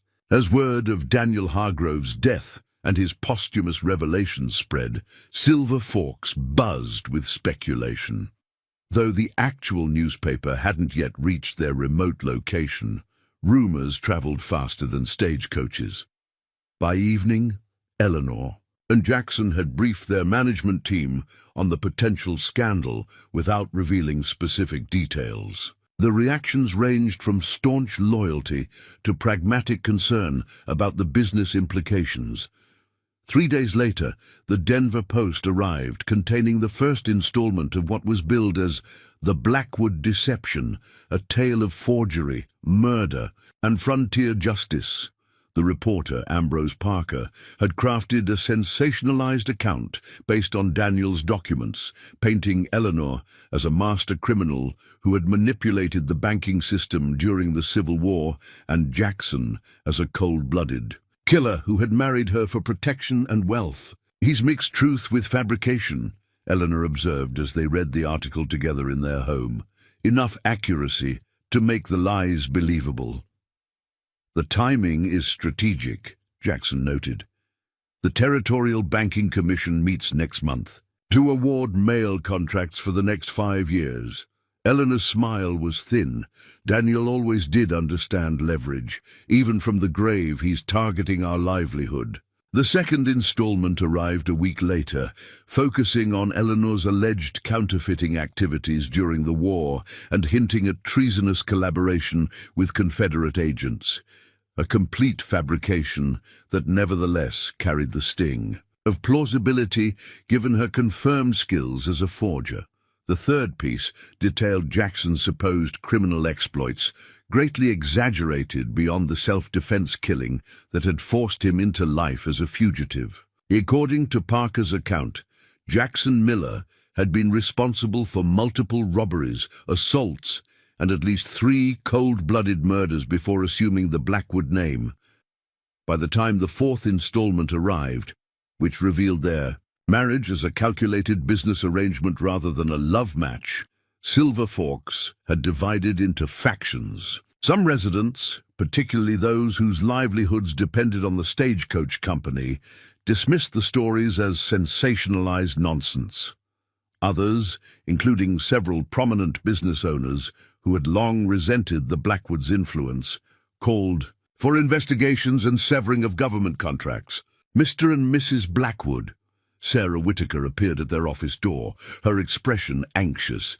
"There's a Mr. Parker here to see you, the reporter from Denver." Eleanor and Jackson exchanged glances. "Show him in," Eleanor decided after a moment. Ambrose. Parker was younger than they had expected, perhaps 30, with the keen eyes of someone who had built a career on observing others' discomfort. He carried a leather portfolio and a confident smile that faltered slightly under Eleanor's direct gaze. "Mrs. Blackwood, Mr. Blackwood." He greeted them, accepting the seat Eleanor indicated. "I appreciate your willingness to meet with me." "Curiosity, rather than willingness," Eleanor corrected. "I wanted to see the man who has built such an imaginative narrative around our lives." Parker's smile tightened. The documentation provided by Mr. Hargrove was quite thorough. "And conveniently one-sided," Jackson observed. "The perspective of a bitter man with a vendetta makes for dramatic reading but hardly balanced reporting." The reporter opened his portfolio. "I have copies of Treasury Department records, sworn statements from associates of Elizabeth Porter, and testimonials regarding Jackson Miller's activities in 3 territories.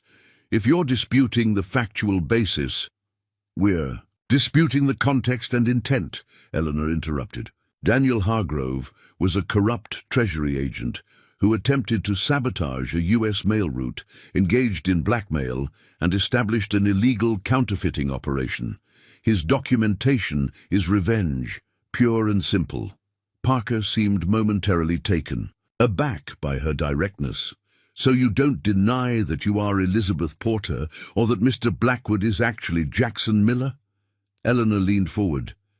"Mr. Parker, I am 73 years old. I have built a business that employs over 50 people and serves communities that would otherwise be isolated from the wider world. My husband has received a federal pardon for his past actions, and together we have contributed to the development of this territory for the past 5 years. Those are the relevant facts of our present situation."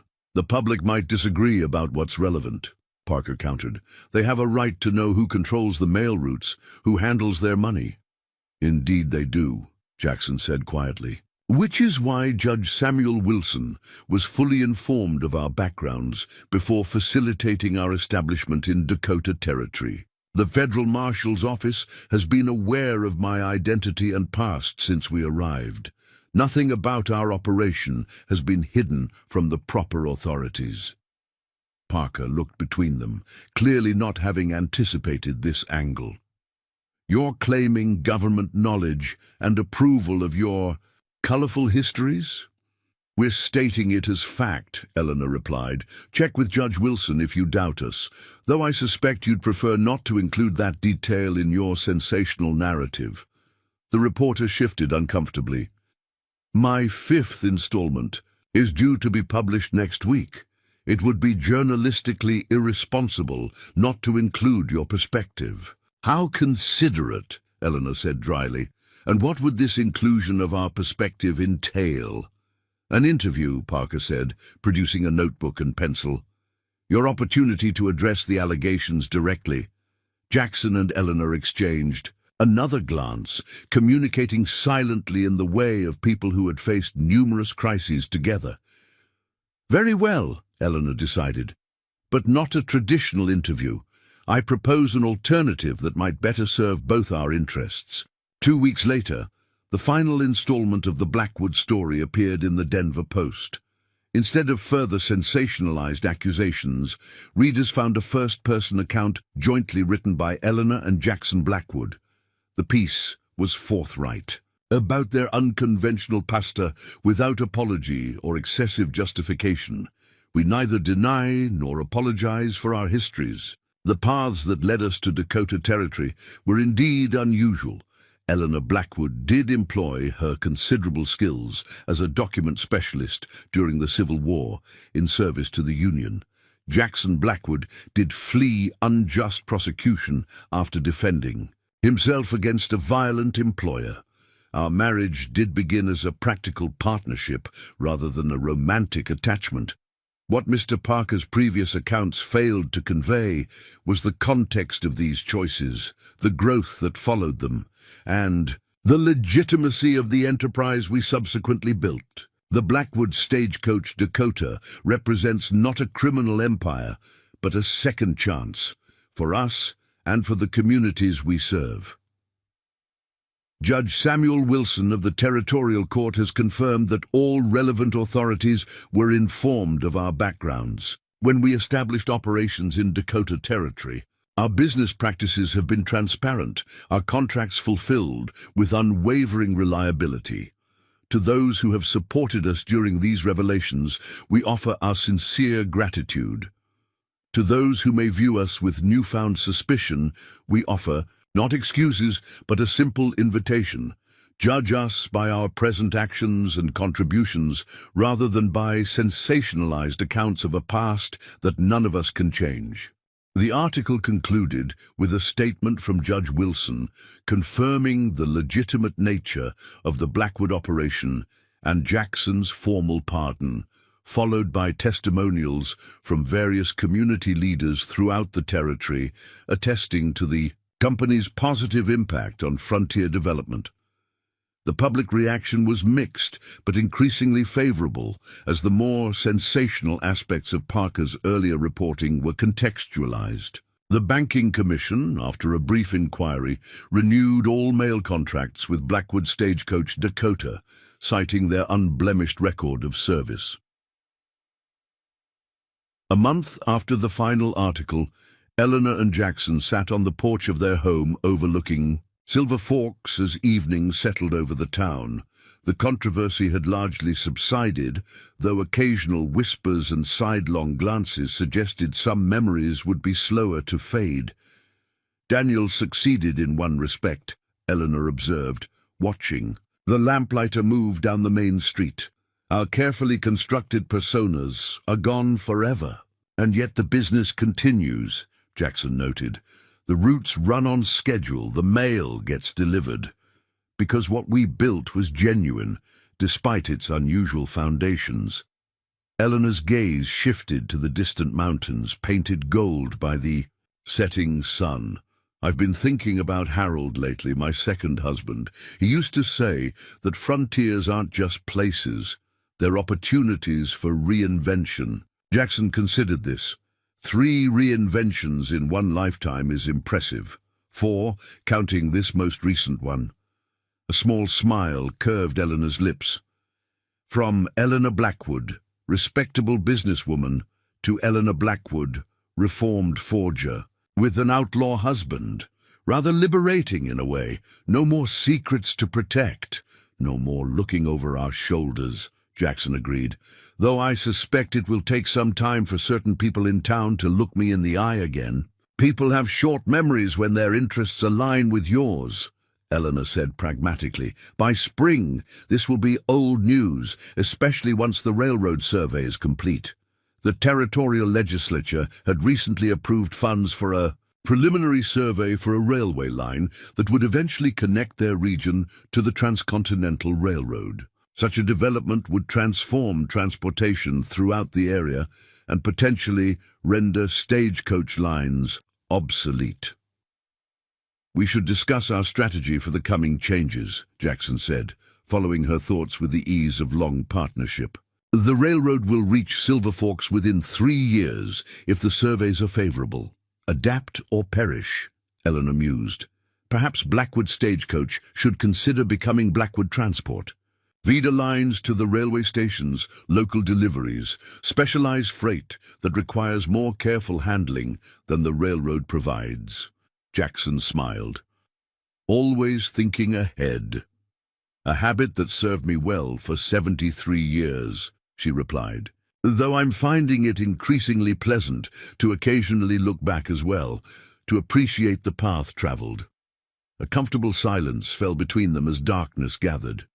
Lights appeared in windows throughout the town, creating a constellation of human presence in the vast wilderness. What had begun as a desperate arrangement between two people seeking protection from their pasts had evolved into something neither could have anticipated, a partnership that had not only ensured their survival, but had helped tame a frontier. I received a letter from Judge Wilson today, Jackson said eventually. He's retiring to Denver at the end of the year. Suggested I might consider taking on some official role in territorial justice. Eleanor raised an eyebrow. Marshal Blackwood? An interesting proposition. I haven't decided, Jackson admitted, though there's a certain symmetry to the idea. Full circle, Eleanor observed, from hunted to hunter. Though I suspect you'd bring a unique perspective to the role, compassion alongside justice. I learned that from you, Jackson said quietly, seeing how you built a legitimate life despite the obstacles, how you found a way forward without denying your past. Eleanor reached across the space between their chairs, briefly touching his hand, a rare gesture of physical affection that had become slightly more common between them in recent years. We've had quite an unconventional partnership, Mr. Blackwood. Indeed we have, Mrs. Blackwood, he replied, turning his hand to clasp hers momentarily. And I wouldn't change a moment of it. As night fell completely over Silver Forks, they remained. On the porch, two figures silhouetted against the warm light from within their home. Their beginning had been born of desperation, their journey marked by danger and revelation, but their present, and whatever future remained, was entirely their own creation.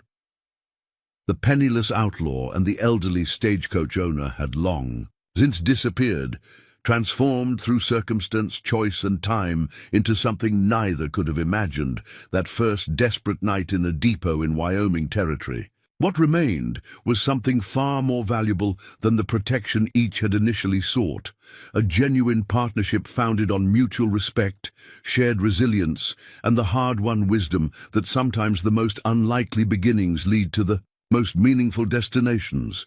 Winter settled over Silver Forks with a fierce intensity that even long-time residents found remarkable.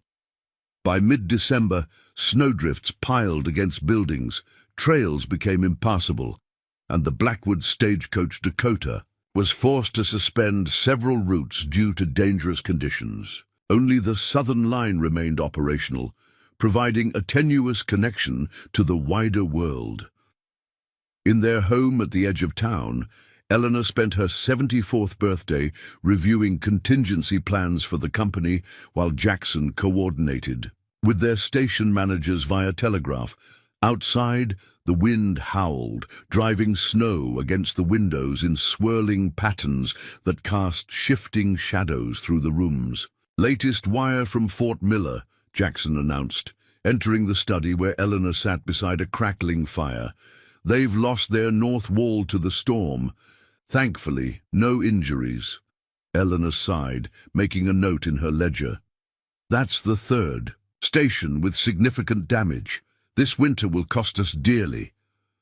The railway survey team has abandoned their work until spring, Jackson added, warming his hands by the fire. Their chief engineer is stranded at our Whitewater station. Despite the challenges posed by the brutal weather, there was an undercurrent of optimism in their planning. The controversy sparked by Daniel Hargrove's posthumous revelations had largely faded in the face of more immediate concerns. Communities throughout the territory had rallied around the services Blackwood provided, delivering medicine to isolated settlements, maintaining communication lines when telegraph wires fell, and ensuring vital supplies reached those in need. Judge Wilson's replacement arrives next week, Eleanor noted, changing the subject. Assuming the southern route remains passable, Jackson nodded. Judge Lawrence Thornton. I've heard he's fair-minded but strictly by the book. A necessary quality in a frontier judge. Eleanor closed her ledger. Have you given further thought to his offer? The new territorial judge had written to Jackson, reiterating Wilson's suggestion that he consider taking on an official role in territorial justice.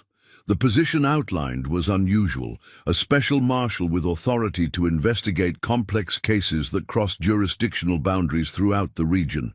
I have, Jackson admitted. Though I'm concerned about the impact on the company. My responsibilities here can be managed, Eleanor interjected. Lewis Porter is ready for greater responsibility, and Sarah has proven herself exceptionally capable with the scheduling and contracts. Jackson studied Eleanor's face, noting the slight changes that had emerged over the winter, a new softness in her expression that balanced her lifelong pragmatism. You believe I should accept? I believe, she replied carefully, that you possess a unique perspective valuable to territorial justice. You understand both sides of the law in ways few others can claim. A knock at the door interrupted their conversation. Their housekeeper, Mrs. Henderson, appeared with an apologetic expression. Mr. Porter is here, ma'am. Says it's urgent. Lewis entered, snow melting from his coat and hat. His normally composed demeanor was visibly shaken. Southern route's been hit, he reported grimly. Avalanche took out a section of Crow's Pass. Coach number 8 was caught in it. Jackson was already reaching for his coat. Casualties? Unknown. The report came via a rider who witnessed it from the lower trail. He managed to reach the Granite Falls station, but couldn't get close to the slide. How many passengers? Eleanor asked, rising from her chair with a briskness that belied her age. 5, plus driver Mason and guard Calloway. Lewis's expression was grim. Judge Thornton was among the passengers. Within the hour, Jackson was leading a rescue party south despite the continuing storm. Eleanor, despite her desire to accompany them, remained in Silver Forks to coordinate support efforts, arranging for the doctor to prepare for potential injuries, organizing supplies, and ensuring the telegraph operator remained at his post. For updates, the rescue operation lasted 3 grueling days. Jackson's party battled relentless weather and treacherous conditions to reach the buried coach. Working with picks, shovels, and bare hands when necessary, they eventually uncovered the vehicle, which had been partially protected by an outcropping that had diverted the main force of the avalanche. Of the 7 people trapped, 5 had survived, including Mason the driver and Judge Thornton. Guard Calloway and an elderly passenger had succumbed to their injuries before help arrived. The survivors, suffering from cold and various injuries, were transported carefully back to Silver Forks, where Eleanor had prepared the company's meeting hall as a temporary infirmary. Judge Thornton, a robust man in his 50s with a silver-streaked beard and penetrating grey eyes, recovered more quickly than expected. Within 2 days of his rescue, he requested a meeting with both Eleanor and Jackson. I find myself in the unusual position of owing my life to the very people I was sent to evaluate, Thornton remarked, as they gathered in the Blackwood home. Though still pale from his ordeal, his voice carried the practiced authority of a man accustomed to command. "The weather spares no one, Your Honor," Eleanor replied. "Evaluation or not." Thornton smiled slightly. "Direct as Samuel described you." He turned to Jackson. "Your rescue operation was impressively organized, Mr. Blackwood, or should I say, Mr. Miller?" Jackson met his gaze steadily. "Blackwood is my legal name now, Your Honor, confirmed by federal pardon and territorial documentation." "So I understand." Thornton sipped the tea Eleanor had provided. "I've reviewed Judge Wilson's complete files regarding both your situations.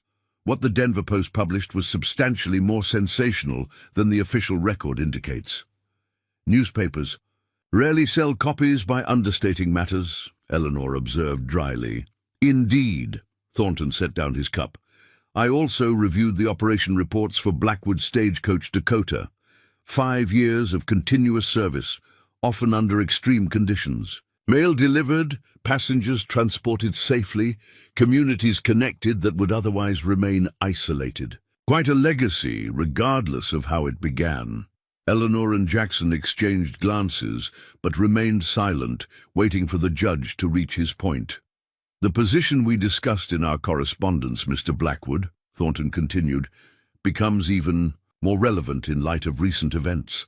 This territory faces challenges beyond mere criminality, natural disasters, isolated communities, bureaucratic inefficiencies. What's needed is someone who understands both the letter and spirit of the law, who can navigate between official channels and practical realities." "You're still offering the position," Jackson said, somewhat surprised. "With greater conviction than before." Thornton leaned forward. "I've spent 3 days thinking of little besides my mortality, Mr. Blackwood. It clarifies one's priorities remarkably. This territory needs good people doing difficult work, regardless of their histories." After Thornton departed to rest at the doctor's insistence, Eleanor and Jackson remained at their kitchen table, contemplating the unexpected turn of events. "It seems your path is being chosen for you," Eleanor commented. "First Wilson, now Thornton." Jackson shook his head slightly. "No path is chosen for us, only presented as an option." Eleanor studied him thoughtfully. "And will you take this option?"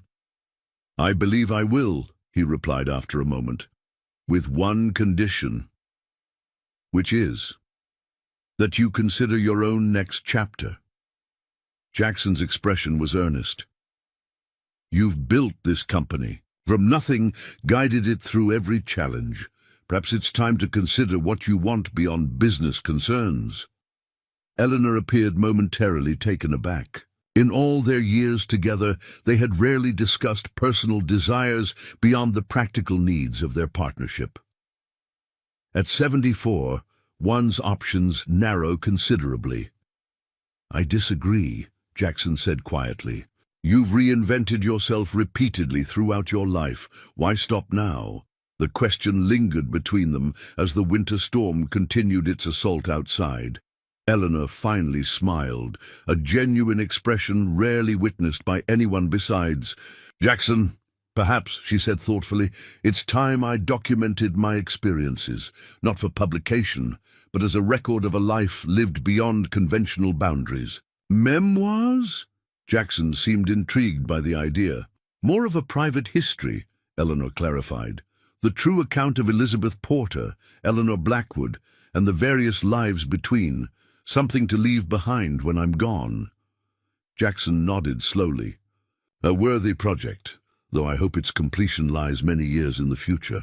Spring eventually came to Silver Forks, the brutal winter giving way to spectacular renewal. Wildflowers carpeted meadows where snowdrifts had stood, and the community emerged from isolation with fresh energy. Blackwood Stagecoach Dakota resumed. All routes, repairing winter damage and expanding services to meet growing demand. Jackson accepted Judge Thornton's offer, becoming a special territorial marshal with unique authority to address complex cases throughout the region. His first official action was to establish a network of deputy volunteers stationed at Blackwood depots throughout the territory, creating an informal but effective communication system that significantly improved response times to emergencies. Eleanor, true to her word, began documenting her remarkable life story while gradually transitioning daily operations to their most trusted employees. She retained final authority on major decisions, but found unexpected satisfaction in mentoring the next generation of company leadership. Their partnership, which had begun as a desperate arrangement between two people seeking protection, had evolved into something neither could have predicted. A foundation upon which not just their own security, but the development of an entire region had been built. "We've come a long way from that night in Wyoming Territory," Eleanor observed one evening, as they sat reviewing the company's expansion plans. "From a wounded outlaw and a stagecoach owner with secrets," Jackson agreed. "To whatever we are now," Eleanor considered this. "Partners," she said simply. "In the truest sense of the word." Jackson smiled. "I believe that description suits us perfectly, Mrs. Blackwood." "Indeed it does, Mr. Blackwood," she replied. "Indeed it does." Autumn painted the Dakota Territory in brilliant hues of gold and crimson as the 10th anniversary of Blackwood's Stagecoach Dakota approached. Silver Forks had transformed dramatically during the decade since Eleanor and Jackson had established their operation. The once modest settlement now boasted a population nearing 2,000, with brick buildings replacing many of the original wooden structures along Main Street. The promised railway had indeed arrived 2 years earlier, bringing increased commerce, new residents, and profound changes to transportation throughout the region. Eleanor Blackwood, now 77, sat at her desk in the company headquarters, a stately 2-story brick building that had replaced the original depot. Though she had officially retired from daily operations 3 years earlier, she still maintained an office where she advised on strategic matters and continued work on her private memoirs. "The Denver packet arrived," Mrs. Blackwood announced. Margaret Foster, her personal assistant, a sharp-minded young woman who had originally joined the company as a bookkeeper. "Thank you, Margaret." Eleanor accepted the bundle of correspondence, noting a letter bearing the territorial governor's seal. She opened it first, her expression remaining neutral as she read its contents. The letter confirmed rumors that had circulated for months. Governor Harrison was nominating Jackson Blackwood for the position of Territorial Commissioner of Transportation, overseeing the integration of stagecoach lines, railways, and the emerging telegraph networks throughout the region. It was a significant appointment that recognized both his work as special marshal and his expertise in frontier transportation logistics. Eleanor placed the letter aside, making a mental note to discuss it with Jackson that evening. The nomination was hardly surprising. His reputation had grown steadily over the years as he navigated his unique position between law enforcement and transportation development. What had begun as an unusual appointment by Judge Thornton had evolved into a vital role as the territory expanded and modernized. Her attention turned to the leather-bound journal on her desk, the 12th volume of her memoirs. The pages contained her meticulous account of a life lived across multiple identities and eras of American history. Beginning with her childhood in Baltimore, continuing through her years as master forger Elizabeth Porter during the Civil War, and documenting her transformation into businesswoman Eleanor Blackwood, the journals represented her most private legacy. A knock at her door interrupted her thoughts. Lewis Porter entered, now the company's general manager and effectively running daily operations. At 40, he had grown from the eager, stable hand into a confident executive whose loyalty to the Blackwoods was matched only by his business acumen. "Mrs. Blackwood, the board meeting is set to begin," he reminded her. "They're waiting in the conference room." Though Eleanor had relinquished operational control, she remained chairwoman of the board that governed Blackwood Transportation, the expanded enterprise that had evolved from their original Stagecoach line.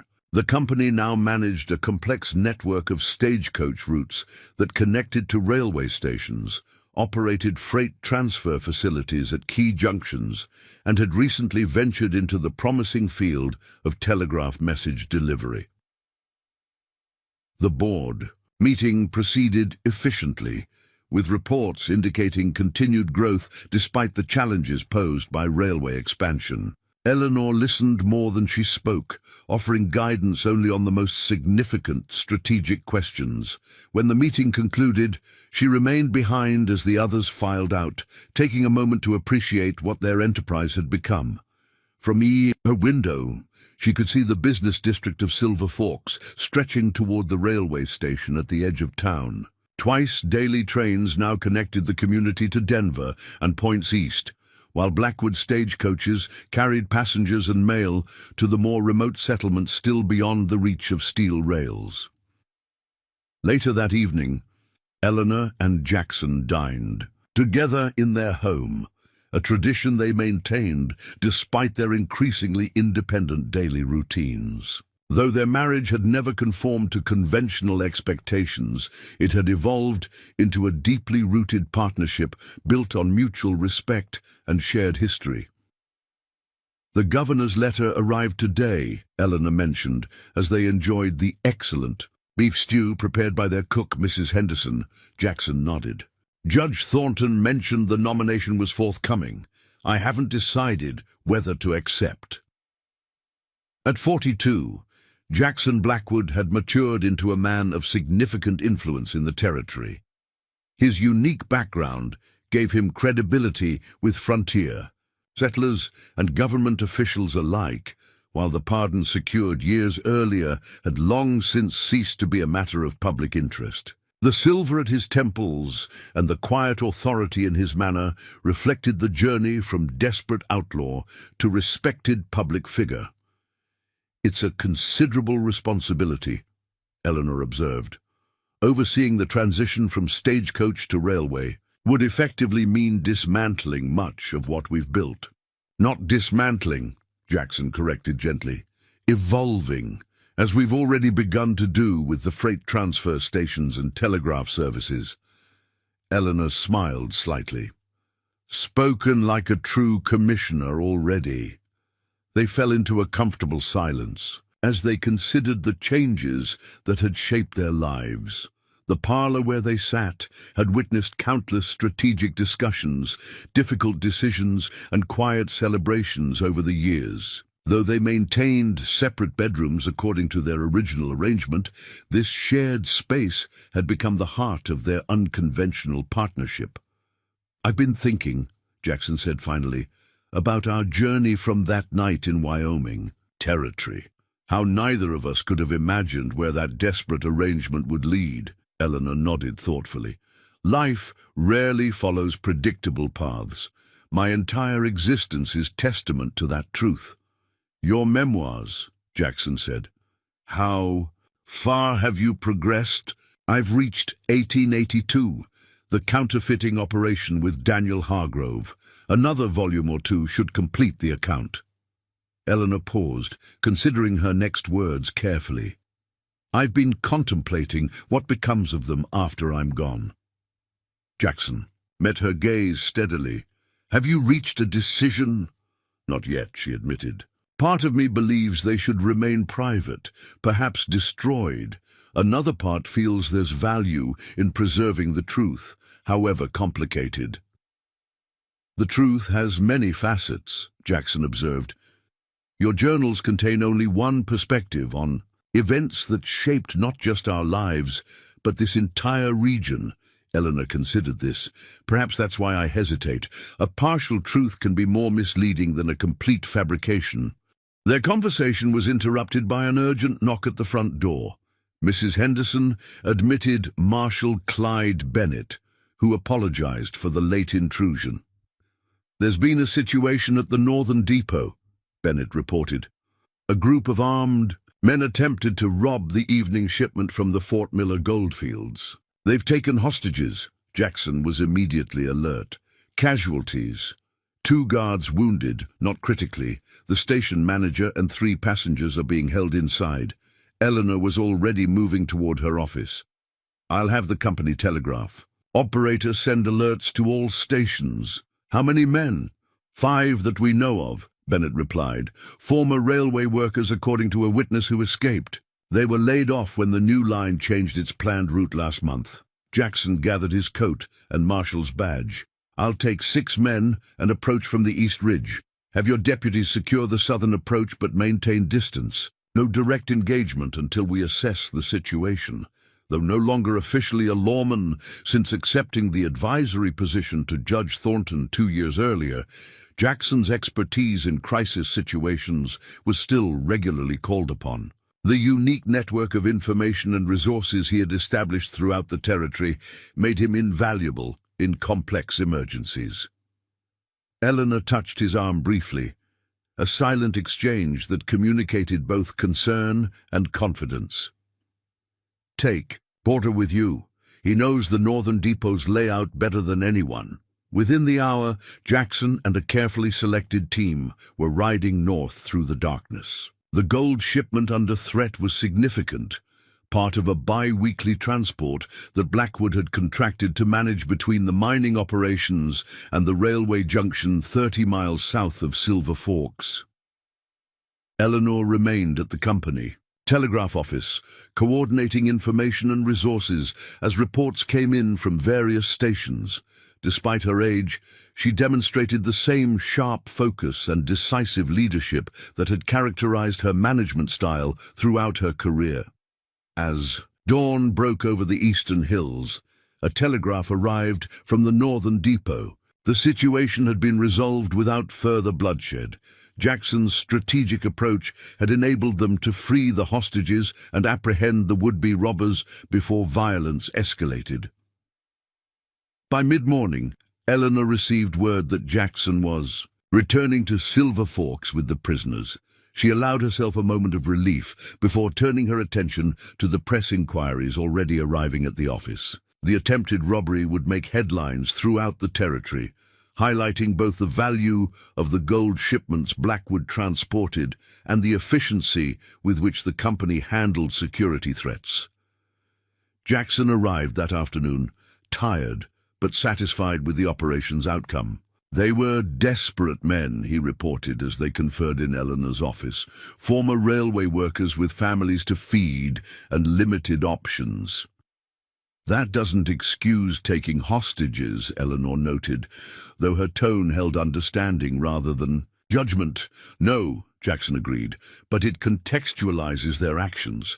I've spoken with Gregory Hayes at the mining company. He's willing to consider hiring the men for security positions after they serve reasonable sentences. Eleanor smiled slightly, still finding middle paths between justice and compassion. A lesson I learned from you, Jackson replied. Seeing beyond immediate circumstances to underlying motivations. The following week brought notable changes to Silver Forks. The attempted robbery had accelerated discussions about establishing a proper territorial bank in the growing community. Meanwhile, Governor Harrison arrived personally to discuss the commissioner position with Jackson, emphasizing the strategic importance of coordinated transportation development as the territory moved toward potential statehood. Eleanor hosted the governor for dinner, observing with quiet pride as Jackson articulated his vision for integrating traditional stagecoach routes with the expanding railway network. Though she contributed sparingly to the conversation, her influence was evident in the comprehensive understanding of frontier transportation challenges that Jackson demonstrated. After the governor departed, they sat together in their parlor, the evening stretching comfortably before them. You'll accept the position, Eleanor stated rather than asked. Jackson nodded. It seems the natural progression from the work I've been doing, though it will mean significant changes to our original operation. Change is inevitable, Eleanor replied. The stagecoach era is giving way to railways, just as eventually railways will face their own successors. Adaptation has always been our strength. She rose and moved to the bookshelf, retrieving a leather portfolio that Jackson recognized as containing the original partnership agreement they had signed in Judge Wilson's office a decade earlier. The yellowed document spelled out the terms of their arrangement: protection and legitimacy exchanged between two desperate individuals with complicated pasts. It seems like another lifetime, Jackson observed as she placed the document on the table between them. In many ways it was, Eleanor agreed. We were different people then, driven by immediate necessities rather than long-term vision. Jackson studied the signature of Jackson Miller, Outlaw, at the bottom of the page, a man who no longer existed except in memory and in Eleanor's private journals. Do you ever regret our arrangement? Eleanor considered the question seriously, as was her habit. Regret suggests a wish for different choices. I've never indulged in such thinking. Each decision I've made, from my first forgery in Baltimore to our partnership, represented the best option available at that moment. Not quite an answer, Jackson noted with a small smile. Perhaps not, Eleanor acknowledged. But I will say this. Of all the identities I've assumed throughout my life, Eleanor Blackwood has brought me the greatest satisfaction. This company, this community, this partnership, they represent a legacy I never anticipated, but value beyond measure. Jackson nodded thoughtfully. I've been considering legacies myself lately. The commissioner position would allow me to shape transportation policy throughout the territory for years to come. While ensuring Blackwood's place in that future, Eleanor added, strategic as always, Mr. Blackwood. Their conversation was interrupted by Mrs. Henderson announcing evening visitors, Louis Porter and his wife Sarah, along with several other senior company employees who had become something like family over the years. They had come to celebrate the news of Jackson's nomination and to present Eleanor with a gift commemorating the company's upcoming 10th anniversary. The modest gathering extended into the evening, with stories and reminiscences flowing freely. Eleanor observed the interactions with quiet satisfaction, noting how the company had created connections that transcended mere business relationships. What had begun as a desperate pact between two individuals with dangerous secrets had grown into an enterprise that supported dozens of families and united communities across the territory. As their guests departed, Eleanor found herself reflecting on the extraordinary journey that had brought her to this moment. From Baltimore socialite to Civil War forger to frontier businesswoman, her life had encompassed more experiences than most could imagine. Yet it was this final chapter, built upon an arrangement of convenience with a wounded outlaw, that had ultimately provided the stability and purpose she had always sought. A penny for your thoughts, Jackson said, as they stood on the porch watching their guests disappear into the night. Eleanor smiled. I was thinking about beginnings and endings, how difficult it is to distinguish between them sometimes. Philosophical this evening, Jackson observed. Age grants certain privileges, she replied, reflection being chief among them. The night air carried the scent of approaching winter, though autumn still painted the landscape in brilliant colors. Eleanor knew she would likely see fewer changing seasons than most around her, but the knowledge brought peaceful acceptance rather than regret. I've decided about my journals, she said suddenly. They should be preserved, but sealed for 50 years after my passing. By then the events will be history rather than scandal, and the complete account may have value to those seeking to understand how the territory developed. Jackson nodded slowly. A thoughtful solution, though I hope. The sealing date remains distant, as do I, Eleanor agreed. There are still several chapters I wish to document. They remained on the porch a while longer, watching as lights throughout Silver Forks gradually dimmed. The community they had helped build settled into night's embrace, while the distant whistle of the evening train, heading east, served as reminder of the changing world beyond their frontier home.